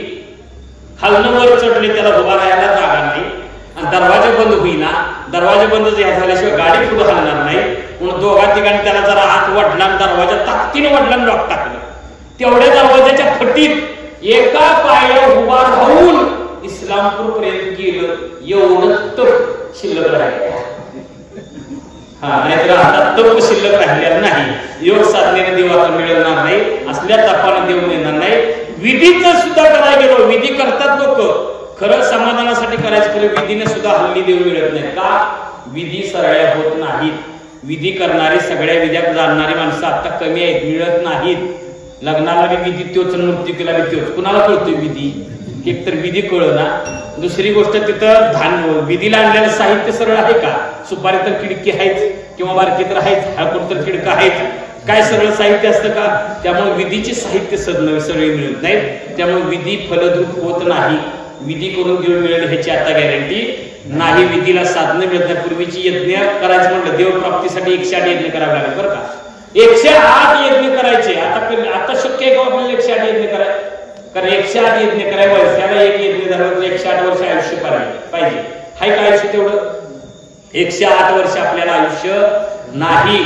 मला सांगा पूर्वीची माणसं खारका खोबरं खाल्ली असली तर 100 वर्षापर्यंत जगतात कटाकटी. 100, 102, 103 जुन्यातली काय काय माणसं आहेत 100 वर्षापर्यंत. हल्लीच्या युगातली माणसं तुमच्या अंदाजानं सांगा किती वर्ष जगतील? अंदाजानं कमीत कमी सरासरी 60-70 गाठतील, लय धरा पुढचं, सरासरी 60 गाठतील. मग मला एक सांगा, तुम्ही जरा त्याचा कधी तर बारकाईने विचार करा, हल्लीची लोक जर कमीत कमी 60 वर्ष वयापर्यंत जगू शकतील असा अंदाज धरला तर 32 वर्ष झालं तरी पोराचं लगीन होईना, पोरगीचं लगीन होईना. का तर ह्यांना पाहिजे तसं मिळेना. तोपर्यंत वय थांबलंय का? वय 30 गाठून पुढे ढकललं. आता 30 वर्ष 60 मधली 30 गेल्यावर आहे किती? त्या 30 संसार किस्ता करायचा, राहिलेल्या 30 संसार किस्ता करायचा. मला सांगा, आत्ताच्या पोरांची 30 वर्ष झालं तरी लगीन होईना, पुन्हा त्यांचं लगीन 30-32 वर्षी समजा झालंच, पुन्हा त्यांना 1-2 वर्षानं पोर झालं तर त्या पोराचं लगीन 30 होईल का 35च्या पुढे जाईल? आणि त्याच्या लग्नापर्यंत बाप तिघं. मग कुठं तर पोराचं योग्य वय काय सगळ्या 16 गोष्टी नाही जोडली द्या. एखादी कमी जास्त असू दे, कुठं तर हाडाला मध्ये करून मोकळवायला पाहिजे. निदान लगीन केलं 20 वर्ष तर त्यांनी संसार सुखाचा करावा. कारण ही मुलं मुली बघण्यात 40-30-35च्या पुढे निघाली, पुढच्या आयुष्याचं कोणच ताळीबंद घाललं ना, आणि कोण विचारच करायला तयार नाही. ते असंच पाहिजे, तसंच पाहिजे, सरकारी नोकरीच पाहिजे. आता सरकारी नोकरी आहे 5 वर्षात ते कोणाला लागलेल्या. आता सरकारी नोकरी आणि असली एखाद्याला तर त्याचा पुण्यात बंगलाच पाहिजे आणि मुंबईत बंगलाच पाहिजे. ही बंगलो होतीच तर वय थांबले का? अहो किती जरी विनंत्या करून सांगितलं पार चांगला आहे, निर्व्यसनी आहे, द्या जावा. नाही 2 वर्ष शिकवायचे आहे आणि 2 वर्ष व्हायच्या आधीच पोरगी गेली कुणाला तर घेऊन. पुन्हा काय करायचं सांगा ना. मग चांगली स्थळं सोडून माणसं कुठं तर मिळ घाला. आयुष्य एवढं राहिलं नाही, कमी आयुष्य आहे आता, तर आयुष्याचं कधी तर ताळेबंद घाला. आयुष्य आपल्याला कमी असल्यामुळे यज्ञ होणार नाही. यज्ञ नाही झाला देव मिळणार नाही, आणि देव नाही मिळाला तर आपल्याला समाधान मिळणार नाही. त्या यज्ञ करून सुद्धा हल्ली देव मिळेल याची गॅरंटी नाही. योग याग तपे तपसाधना करून मिळत नाही. ज्ञानाची या योगे म्हणजे देह साधनेने मिळत नाही. आता ज्ञान प्राप्त करा. आता ज्ञान तर आहेच, ज्ञानेश्वरीचं अध्ययन करा. सगळ्या 4 वेद 6 शास्त्र 18 प्राणांचं अध्ययन आपण करतो, करायलाच पाहिजे, त्याशिवाय देव मिळत नाही. पण तेवढं ज्ञान प्राप्त करून सुद्धा देव मिळेल ह्याची गॅरंटी नाही. तुकोबराय म्हणतात का माहितीये का? ज्यांनी हे ज्ञान प्राप्त केले ते ज्ञान ज्याला झाले त्याला मी पण आला. माझी ज्ञानेश्वरी पाठ आहे, माझी गाथा पाठ आहे आणि माझा हरिपाठ पाठ आहे. ते पाठ आहे याचं ज्ञानामध्ये गर्व आल्यामुळे देव जवळला लावला. त्यामुळे ज्ञानाने सुद्धा देव मिळत नाही. म्हणजे योग साधनेनं, ज्ञान साधनेनं, तपस साधनेनं, विधी करून न मिळणारा देव भक्तीची या माती म्हणजे तो अंतर भक्तीना मिळला जातो. इतर कुठल्याही साधनाने तो मिळत नाही. आणि म्हणून त्या परमात्म्याची भक्ती करा. लय बाकीच्या कुठल्या भक्तीच्या नादाला लागण्यापेक्षा सोपं साधन सांगितले तुकोबराने त्या परमात्मा प्राप्तीचं. हातानं टाळी आणि मुखानं परमात्म्याचं नाम घ्या.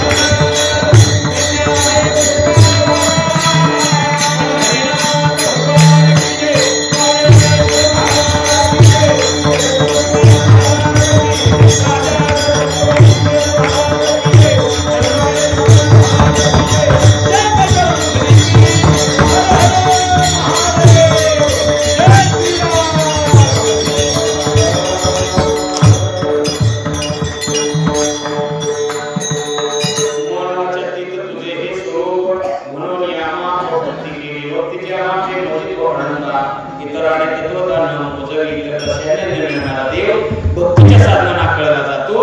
आणि म्हणून तुम्ही आम्ही भक्ती करा. 11 महिने 3 आठवडे ठासून प्रपंच करा. केसा एवढं तुम्ही पडू नका, पण एकच आठवडा परमार्थ करा. इथं सुद्धा केसा एवढं कमी पडू नका. तुम्हाला जशी जमेल तशी भक्ती करा, फक्त त्याच्यावरचा भाव शुद्ध ठेवा. तुकोबराच्या जीवनामध्ये हाच इतिहास आहे. तुकोबराच्या जीवनामध्ये भाव शुद्ध होतं, अंतःकरण स्वच्छ होतं. म्हणून ते अंतकरण शुद्ध अंतकरण केलेली भक्ती. शबरीने पण भक्ती केली, किती शुद्ध अंतकरण शुद्ध होतं तिचं, अंतकरण स्वच्छ. कारण त्या शबरी नावाची जी एक दासी कुळामध्ये जन्माला आली, दासी कुळामध्ये जन्माला आलेली ती शबरी, लग्नाचं वय झालं. पूर्वी लहान वयात 16, 14, 15 वर्षी लग्न करत होती. त्यावेळेस त्या शबरीचं लग्न ठरवायचं तिच्या बापानं ठरवलं. आणि त्यावेळेस तिच्या बापाचं ऐश्वर्य पण चांगलं होतं. आणि मग आपल्या पोरीचं लग्न ठरवायचं. मग त्या मुलाकडलं स्थळ, मुलाकडलं वऱ्हाडी लोक पाहायला, मुलगी बघायला येणार आहेत.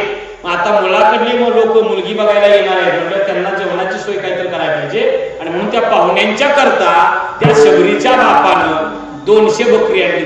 200 बकरी जेवण घालायला, मांसाहाराचं जेवण घालायचं म्हणून अशी बकऱ्यांचा तबेला उभा केला.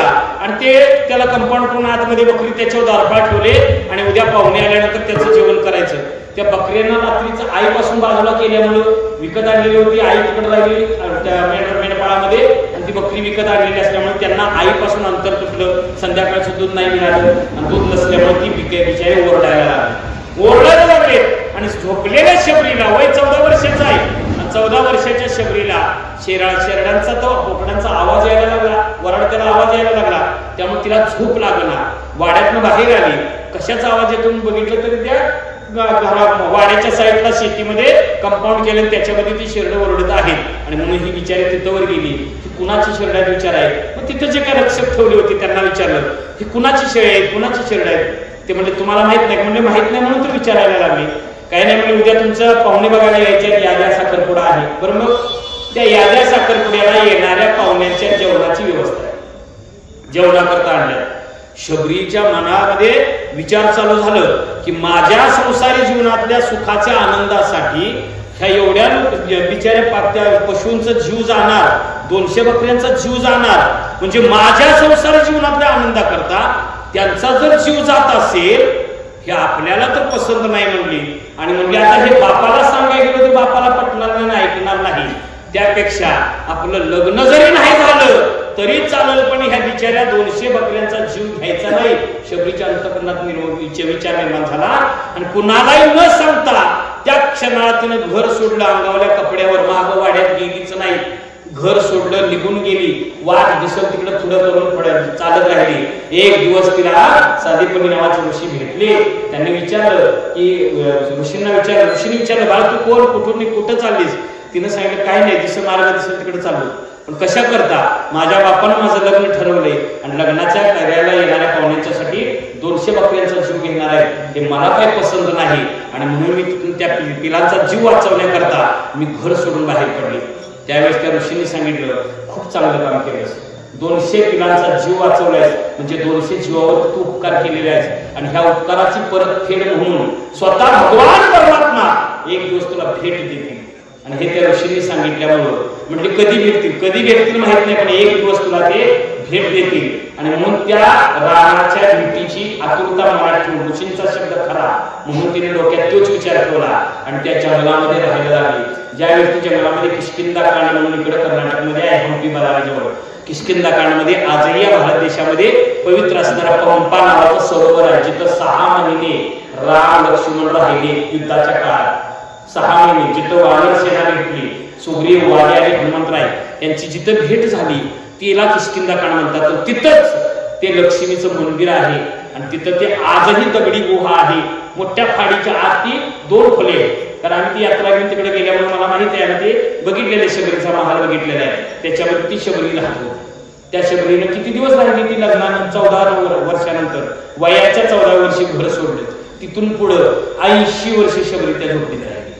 80 वर्ष झोपडीत. आणि रोज काय करायची, अंगणात रांगोळी काढायची. रोजचं काम तेच, रांगोळी काढायची. का, प्रभू आले तर स्वागतासाठी. 80 वर्ष रांगोळी काढत राहिली. 80 वर्षानं रामाची स्वारी तिकडे गेली. 80 वर्षानंतर राम तिथे गेल्यानंतर लहान वय होतं राम आणि लक्ष्मणाचं. त्यावेळी सीतेचा शोध करत गेल्यानंतर बरेच ऋषी त्या जंगलामध्ये किष्किंधा कांडमध्ये होते. ते ऋषी बोलवायचे प्रभूला. प्रभू कुणाच्याकडे जायत नव्हते झोपडीकडे. तडक चालायला लागले. लक्ष्मण त्यांच्या मागणे चाल. प्रभू, लक्ष्मण सांगतायत दादा ऋषीमुनी आपल्याला बोलवत आहेत. नाही म्हणले, माझा भक्त पुढे तिकडे जायचं आहे. आणि म्हणून लगबगीने गेले. ज्यावेळेस त्या शबरीच्या जवळ गेले, वय थकले, कंबरड वाकलेलं आहे, दात बाहेर आले, शरीराच्या गालावरच्या छटा सगळ्या अशा सुरतकलेल्या आहेत आणि अशा अवस्थेमध्ये शबरी, अंगावर एक वस्त्र आहे आणि अशी शबरी मळकटलेलं वस्त्र अंगावरती, अशा अवस्थेत केस विस्कटलेले, तिथं काय तेल नाही, हमाम, रिक्षोना, शॅम्पू, साधन साबण असली काय साधनं नव्हती त्या काळी, दात घासायला दातवण नव्हतं, मिसरी नव्हती, काळं दात पडलेली होती, अशा अवस्थेमध्ये शबरी आणि ती रांगोळी काढलेली होती. आणि लहान बालक असणारे दोन राम आणि लक्ष्मण गेले.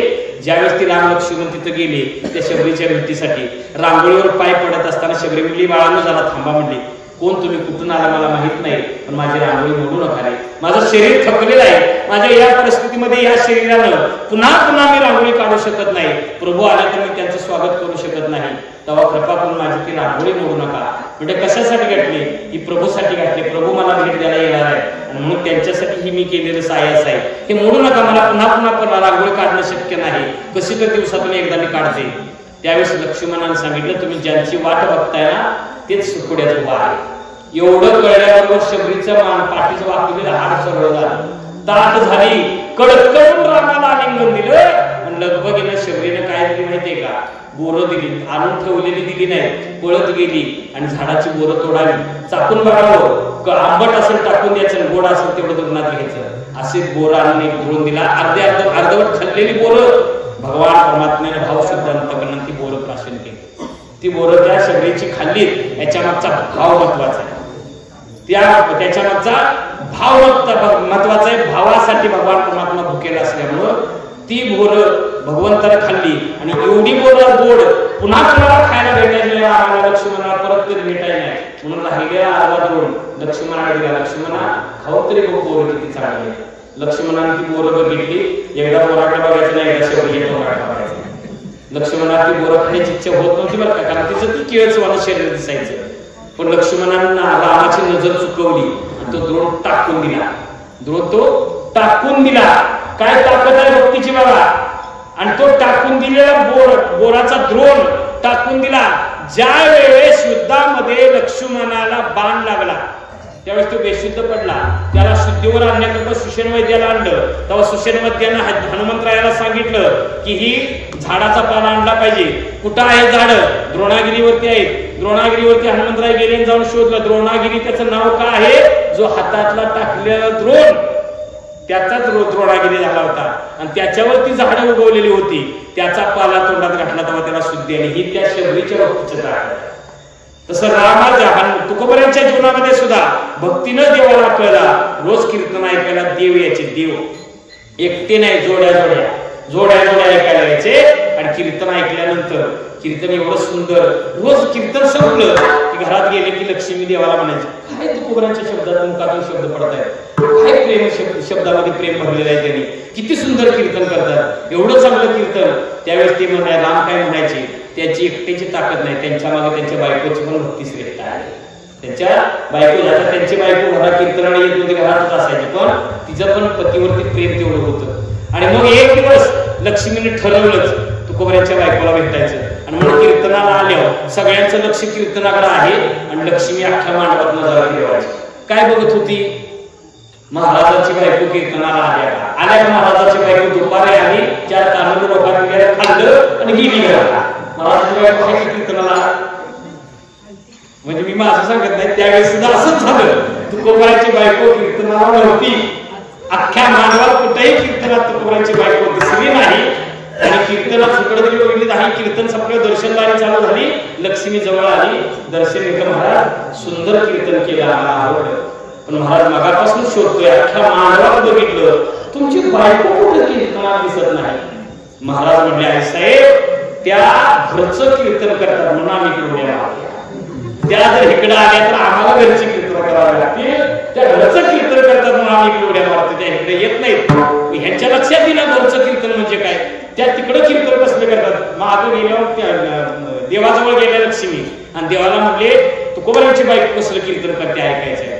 देव म्हणले, अगं कीर्तन म्हणजे घरातली जेवण ती करतात, मागं गेल्या ह्यांना जेवायला घालतात, असं आहे ना, असू दे कसलंही. लक्ष्मी म्हणली, त्यांचं कीर्तन मला ऐकायचं, बघायचंय त्यांनी काय केले जेवण. आणि मग शेवटी हट्ट धरला, नाही लाजाला देवाला बोलावं लागलं. देव म्हणले, महाराज रोजच आपण सत्य जगतोया, वर जाण्याच आहे, आपण रोजच बाहेर जेवायचं आपलं चाललंय, आज तुमच्या घरी आम्ही जेवायला जायचा असा आमचा निश्चय नाही. तू कोबऱ्याने सांगितलं देवा माझ्याकडे येऊ नका, कारण माझी घरची परिस्थिती सगळी नाही. कारण आमचं घर कसलं आहे, घर चंद्रमौळी, चुलीवर हराळी केरीवर नारळी असलं आमचं घर आहे. घर कसलं आहे कोबऱ्यांचं? चंद्रमौळी. चंद्रमौळी म्हणजे चुलीच्या वर गवताच्या पेंड्यानं झाकलेल्या छप्पर आणि 2 पेंड्यांना आळा बांधलेला असतो नाही, त्यातनं चंद्राचा प्रकाश चुली पडतोय असलं आमचं घर आहे. चुलीवर हराळी म्हणजे चुलच कधी पेटलेल्या गावात उगावले त्याच्यावर. आणि केळीवर नारळ म्हणजे केळीचं झाड, नारळीचं झाड नव्हे. पाणी ठेवायचं मातीचं भांड त्याला केळी म्हणतात. त्याच्यावर पाणी पिण्याकरता नारळाचं बेल्ट, खोबरं काढलेलं. काल पचमीला खोबरं काढलं काम राहिलं नाही, तसलं बेल्ट असलं आमचं घर आहे. तेव्हा याच्या भानगडीत पडू नका. पण देवच ते हट्ट धरला जसं असेल तसं, पण तुमच्याच घराला. ठीक आहे महाराज म्हणले ठीक आहे तुमची एवढी आग्रह आहेच तर मी प्रयत्न करतो, पण आधी मी परवानगी घेऊन येतो. कारण घरात वल्ली आग आहे. बायको म्हणजे वल्ली आग असते बरं का. ते महाराजांच्या शब्दावरून पण आम्हाला माहित झालं आणि तेव्हापासून ती माहित झाल्यापासून. आणि एकदा मला असा अनुभवला कार्यक्रमाला गेलो गावाला ऐकवलेला येताना इलोर फाट्यावर गेलो पंपावर तेल टाकायला. जाताना मी आपल्या पंपाच्या बाहेर बायकोला सुद्धा आत तेल टाकायला गेलो आणि म्हणलं पुढल्या त्या दुकानात हवामाना दुकानात तिथे जाऊन बघा म्हणलं तेल टाकून येतो. आत तेल टाकलं, बाहेर आलो, गाडी बस म्हणलं, गाडी बसायला तयार म्हणजे बसला गाडी तेल टाकलं. नाही म्हणले तुम्ही मला उतरलं का तेवढं सांगा. म्हटलं कुठं गर्दी आहे म्हणून उतरलं. नाही म्हणले पण असं ना का तुमच्या गाडीवर बसलो तुम्ही गर्दी असते म्हणून काय झालं. नाही म्हणले तर आता झाले तेल टाकले बस ना म्हणलं कशाला म्हटलं होतं. नाही म्हणले मला गाडीवर उतरलंच का तेवढं सांगा. आणि मग सांगायला पडलं. तिला म्हणलं तुला वाचा येत असेल तर त्या खांबावर काय लिहिलं वाच. खांबावर काय लिहिलं होतं, आग लागणाऱ्या वस्तूपासून सावध राहा. पंपावल्या खांबावर लिहिलेलं असते बघा. आणि म्हणून म्हटलं तुला खाली उतर, कारण बायको ही वल्ली आग असते. महाराजांनी सांगितलं मला घरातून परवानगीला घेऊन येतो. गेले घरला आणि महाराज गेले प्रेमानं हाक मारली. आवले प्रेमानं हाक मारली. आवलीने लगेच ओळखलं काय विषयी जिजवलंय. एवढ्या प्रेमानं कधीच हाक मारत नाहीत. आज एवढ्या प्रेमानं हाक मारल्या, नक्की मनात काहीतरी विचार चालू आहे. विचारलं तिने काय म्हणताय. काही नाही, आज मंदिरामध्ये देव कीर्तनाला देवाचं नाव काढल्यावर कपाळाला लाट्याच पडल्या, तिच्या कपाळाला लाट्या पडल्या. बरं मग काय नाही म्हणले देवाने लय आग्रह धरला. म्हणजे कशाचा, आपल्या घराला जेवायला अजाबात ते आणू नका म्हणते. काय आहे आपल्या घरात, रोज एक बुवाई हायच कुठं काय आपल्या घरात, रोज एक देवी म्हणजे हायच कुठं काय. बोलता बोलता ती उतरणीच्या घागरी उतरायचं चालू. तिकडे उतरायची घागर पुढे ठेवली बघा काय आहे का, तिकडे उतरायची पुढे ठेव बघा काय आहे का. योगायोग असा 5 नंबरच्या उतरणीतली तळातली घागरी म्हणून उचलली बघा काय आहे का म्हणून पुढे ठेवायला गेली. खळ दिशी ज्वारी मुठभर ज्वारी होती. महाराज म्हणजे काय वाचते तरी बघ, झाकण काढून गेली मुठभर ज्वारी होती. म्हणजे मुठभर ज्वारी मग काय करू. महाराज म्हणजे हाय ना त्याच्या कन्या कर. ते म्हणले तुमचं डोकं ठिकाणी आहे ते द्याव आहे द्याव. कोल्हापूरला शालिनी पॅलेसला जेवणारे, डायनिंग टेबलवर बसणारे, इडली उत्तापा आंबोळी खाणारी आपल्या घरला कन्या खायला येतील. महाराज म्हणले आवले अजून या जगात जुंधळ्याच्या कन्या बनवणारा हॉटेल तयार झालेला नाही. तू बनवायचं काम करते नक्की. ठीक आहे, महाराजांची इच्छा म्हणजे ठीक आहे म्हणली बनवते तुमच्यासाठी काय पण बनवते. तर मी वाडा येणार नाही, ते द्याव जाणून तुम्ही जाणार, मला बाहेर बोलवायचे नाही. हे ठराव पास आहे का. ठीक आहे म्हणजे पास आहे, बनवायचं काम कर. तेवढ्यात आता मुठभर कन्या त्याला पातेलं केवढं ठेवलं असं. एवढं छोटस पातेल त्या मापाला ठेवलं आणि कन्या शिजत घातल्या. तर देव महाराज देवळात. महाराज देवाला म्हणते देवा जमलंय चला. देवा उठले देवाला 1 का 200 300 टाळ करी अख्खी दिंडीच गजर करीत निघाली. इकडं कन्या शिजायला लागल्या तर रटवर दिंडीचा आवाज कानावा आला. तशी रुक्मिणी त्या आवलीनं पुढात वाकून बघितलं 100 300 टाळकऱ्यांची दिंडी. आणि दिंडी बघितली तशी म्हणजे आता काय करू. ह्या मुठभर कन्या 100 300 टाळकरी ह्या काय त्यांच्या नाकाला टिकल्या देऊ. कन्या वाढायच्या कशा पुरायच्या कशा, काय करू कसं करू. न विचारलं इतकी सुचली. तिने पातेलं उतरलं खाली आणि पूर्वी आंघोळीचं पाणीचा हांडा असायचं बरं का पितळाचं. मोठा हांडा चुलवानावर ठेवला. चुलवान मोठं केलं, हांडा ठेवला आणि हांडा पाण्यानं भरून ठेवला. आता पाणी हौदभर उतरून भरला असं कन्यानं होत असेल. तेच पातेलं त्या हांड्यात पालत केलं. आता मुठभर कन्यानं हांडावर पाणी काय झालं असं. नुसती डळकोळी तयार झाली. हो कसं तर उकळी दिलं तेव्हा देव घरात आले. देवाला महाराज म्हणले जेवण तयार आहे वाढू का. म्हणले वाढा वाढा म्हणले लगेच गवताच्या चटई टाकल्या, गवताची चटई टाकली, देवा बसलं आणि देवा बसल्यावर आता देवाने ह्या कण्या आता वाढायच्या म्हणल्यानंतर त्याला पत्रावळ्या कशाच्या माहिती आहे का? केळीची पानं. पूर्वी प्लास्टिक पत्रावळ्या नव्हत्या, ह्या तयार केलेल्या नव्हत्या, ताटं नव्हती, केळीची पानं. केळीची पानं वाटली. केळीची पानं कशी असते तुम्हाला माहित आहे?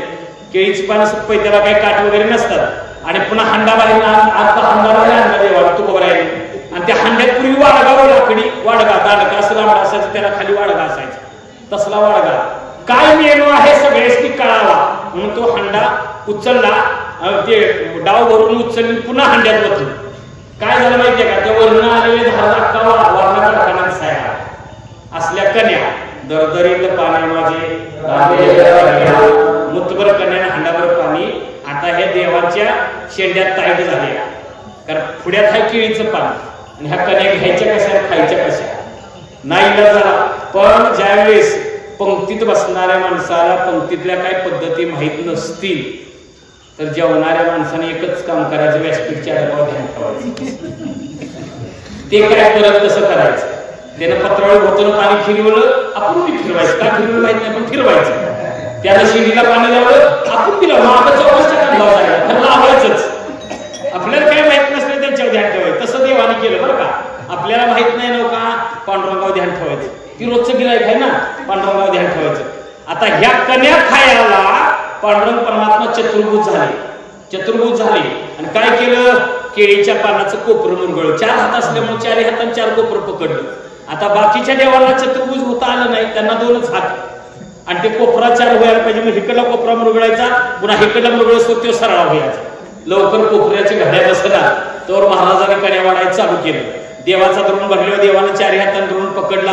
ही 3-3 बोटाने खाली चिमटीत द्रोण धरला आणि 3-3 बोट खाली, कारण पान केळीच आहे, ते गरम झालं की फाटतं, मग खाली बोट लावली. बाकीच्या देवानी कोपऱ्यासनी घड्या घालण्याच्या नादात ह्याने खाली बोट लावलं, त्याने बघितलंच नाही.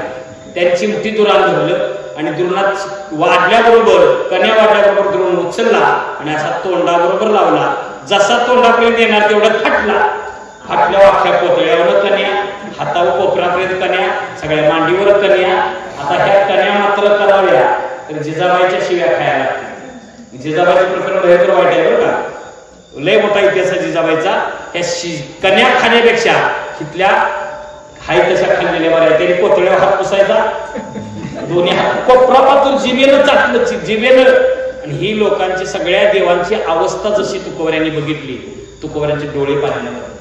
देवा काय अवस्था, तुमच्यावर काय प्रसंग आला बघा. मी आधीच सांगत होतो माझ्या घराला येऊ नका, पण तुम्ही आला आणि आता तुम्ही आलाय म्हटल्यानंतर मी जशी आम्हाला जमेल तशी, आमच्या ऐपतीला परवडेल अशी आम्ही आता सेवा तुमची देवा केलेली आहे. आता नाही झाला तुमच्या हट्टासाठी म्हणून आम्ही सेवा केली आणि जशी जमेल तशी केलेली सेवा, हीच सेवा देवा मान्य करून घ्या. अभंगाच्या शेवटच्या चरणात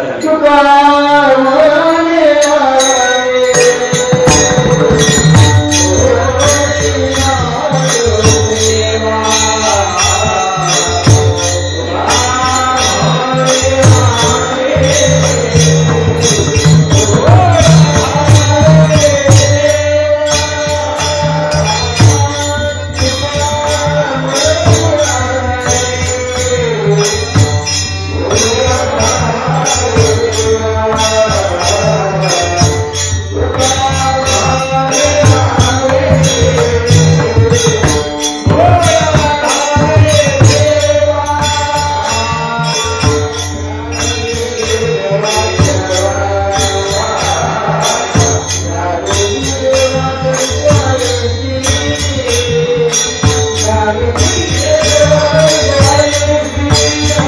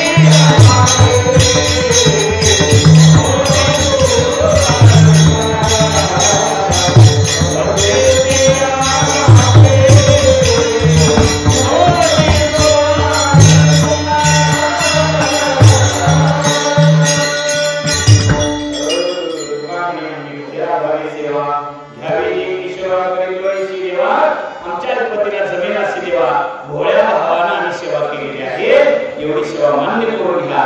देवाने पण सेवा मान्य करून घेतली. तृप्तीचा ढेकर दिला, ढेकर.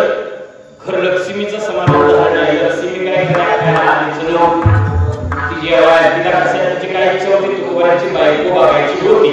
खरं बघायला मिळाली का? बघायला मिळाली नाही, कारण ती कन्यावाळा आलीच नव्हती. तिचं काही समाधान झालं नाही. तुकोबराच्या वेळेस तिने बघितलं तसं तुकोबराने ओळखलं. लक्ष्मी आई साहेबांचं समाधान झालेलं नाही, रुक्मिणी आई साहेबांचं समाधान झालं नाही. देव आत गेले आणि बायकोला म्हणजे आवडले, राहू दे तू वाडा येणार नाही, तीच राहिलं, वाढली नाही, झाला सगळ्या जेवणाचा कार्यक्रम. पण सुवासिनी आहे आपल्या घराला आल्या, धर्मशास्त्राचा नियम आहे, आपल्या घराला आलेल्या सुवासिनीला हळदी कुंकू लावावं हा नियम आहे. निदान तेवढं तरी काम करत. आता वरमावच बोट ठेवल्यामुळे नाही झाला. आवडीनं हळदी कुंकवाचा करंडा हातामध्ये घेतला आणि जशा जिजाबाई आतल्या खोलीतनं बाहेरल्या खोलीत आल्या, म्हणजे कुणाचीच तरटी आली होती, त्यातनं बाहेर जशा आल्या तसं लक्ष्मीचं डोळंच फिरायला. का माहितीये का? आवलीच्या अंगावर जी साडी होती तिचा झरमवत्या प्रकाश डोळ्यावर पडल्याबरोबर लक्ष्मीचे डोळे फिरायला, कारण ती साडी नव्हती, तो विश्वात्मक परमात्म्याचा पितांबर नेसलेली पितांबर. लक्ष्मीचे डोळे फिरायला लक्ष्मी विचार करायला लागली, हा माझ्या मालकाचा पितांबर, आयुष्यभर त्याचं पाय दाबून तो मला मिळाला नाही, हा हिच्या अंगावर आलाच कसा? तर तिच्याच घरात बसून तिच्याच कन्या खाऊन हा पितांबर आपला म्हणावा तर हितल्या कन्या हितनी साठतील. असलं प्रकरण आहे जिजाबाईंचं. आपला म्हणता येईना पण मन बसू देईना. जवळ आले विचारलंच, सुंदर शालू आहे, कुठनं आणला? ती म्हणजे आणला नाही, आम्ही आणायला जात नसती, आयता आणून दिला. आयता आणून दिलं. लक्ष्मी म्हणली आयता? हा, उगाच नाही आणून दिला, माझा नेला तो बदल्यात आणून दिलाय. तसा हे जरा डिंबच आहे, माझा ह्याच्यापेक्षा चांगला. लक्ष्मीला कळायचंच बरं, विश्वाच्या बापाचा पितांबर अंगावर तोही डिंब आहे, तर मी हिचा कसला होता, आणि ती पण माझा नेला तर आणून दिला, म्हणजे हिचा कशाला नेला माझ्या बाबाने? ही लक्ष्मीला काय कळलं? आणि हे प्रकरण लक्ष्मीला माहित नव्हतंच. हे प्रकरण फक्त तुकोबरायांना माहित होतं. तुकोबरायांना, कारण दिवस उगवायला आंघोळ करत होती जिजाबाई. एकच साडी वाळवायची, भिजवायची, वाळवायची, पुन्हा नेसायची. पूर्वी आत्तासारखं बाथरूम नव्हतं. पूर्वी तरट्टीचा कुड, त्यात एखादा दगड बसायला, तरट्टीच्या कुडावर साडी उन्हात टाकलेली आणि आत आंघोळ चालली होती. आणि तेवढ्यात दारात भिकारी म्हातारी आली आणि म्हणजे महाराज काहीतरी वाढा ना. महाराज म्हणजे काहीच नाही आजीबाई, काल एखादं सुट्टी काहीच केलं नाही, उपवास असल्यामुळे काही केलं नव्हतं. मला राहू दे ना, एखादं वस्त्र पण द्या. आता म्हातारी वस्त्र मागते, तिला काही धोताना 17 दिवस चाललं, साडीच द्यायला पाहिजे. पण माऊलीकडे साड्या किती येतच. मग आता नाही झाला, पण तेवढ्यात तुकोबराच्या लक्षात आलं, बायको आंघोळ करायला लागल्या, साडी तर तिच्या पुढावर आहे. महाराजांनी बाहेरल्या बाहेर साडी ओढली, म्हाताऱ्याला दिली. फक्त म्हाताऱ्याला सांगितलं, आजीबाई साडी देतो, खरं बागडीतलं पाणी सपायच्या आधी लाडेगाव फटा गाठायचा तर साडी मिळत, नाहीतर अवघड प्रकरण नाही. म्हाताऱ्याने तिथनं कातरली. महाराजाने पण टाळाचे पळे घेतले, महाराज काय पाहूया. ही काळजी विश्वाच्या बापाला लागली. भगवान परमात्म्याच्या स्वतःच्या पितांबराला घरी घालावी, हातावर पितांबर घ्यावा, तुकोबरांच्या अंगणामध्ये यावं. नुसतं रिकामं नाही, गावात गल्लीतनं येताना तुकोबरांना देवाला तुकोबरांचं घर माहित नव्हतं असं नाही, त्यांना खायला येत होते, माहित नव्हतं असं नाही, पण गावाला कळावा तुकोबरांचा अधिकार काय आहे. भेटल त्याला विचारायचं, तुकोबरांचं घर कुठं आहे, तुकोबरांचं घर कुठं आहे. लोकांनी विचारावं, तुम्ही कोण? विश्वाच्या बापानं सांगावं, मी तुकोबरांच्या घरचा राम्या गडी आहे, मालकाची साडी पोचवाय आहे. ही ताकद त्या भक्तीची आहे. अंगणामध्ये यावं, तर तिच्या कुडाजवळ यावं आणि कुडावर साडी टाकावी. देवाला सांगावं, आई साहेब महाराजांनी नव्या जुन्या चालूच्या बदल्यात नवा दिलाय आणि हाच नेसाय सांगितलाय. तेव्हा आवडीचे शब्द आहेत, किंवा नवा मला देण्यापेक्षा माझा जुना मला ठेवला असून हा नवा त्या आजीला दिला असला तरी चालला असता. तो पितांबर तिच्या अंगावर होता. ही ताकद आहे भक्तीची, लक्षात घ्या. स्वतःचे वस्त्र सुद्धा देव भक्ताला पुरवायला पाहत नाही, म्हणून त्या परमात्म्याची भक्ती करा. म्हणून या भक्ती केली, भक्तीशिवाय तो प्रगट होत नाही. त्या परमात्म्याला प्राप्त करण्यासाठी भक्ती एकच साधन आहे. म्हणून तो करायचं मन वाचातीत तुझे हे स्वरूप, म्हणून या भक्ती केली. भक्तीची नावे मोजी तो अनंता, इतरांचे देहाची आयोगे ज्ञानाची आगे न सापडसे. भक्तीची आमाते मोजितो अनाला इतरांचे तत्वज्ञान मोजळे कामे आम्ही भया हवी सेवा देवा गेली 42 वर्ष झाली आम्ही तुझी सेवा करते मोठ्या भावानं आमच्या गावाला परवडेल अशी आमच्या ऐकतीला जमेल तशी आम्ही मोठ्या भावानं तुझी सेवा करत आहे आता पण यावर्षी 7 दिवस देवा जमेल तशी आम्ही तुझी सेवा केली तुका आम्ही भया हवी सेवा घ्यावी जी की सेवा करीवायची काही सगळ्या गोष्टी तुझ्या इच्छेने पूर्ण झाल्या असतील असं नाही जे काय आमच्या हातून जी सेवा करून घेतली देवा हीच सेवा तुम्ही मान्य करून घ्या भक्तीची आम्ही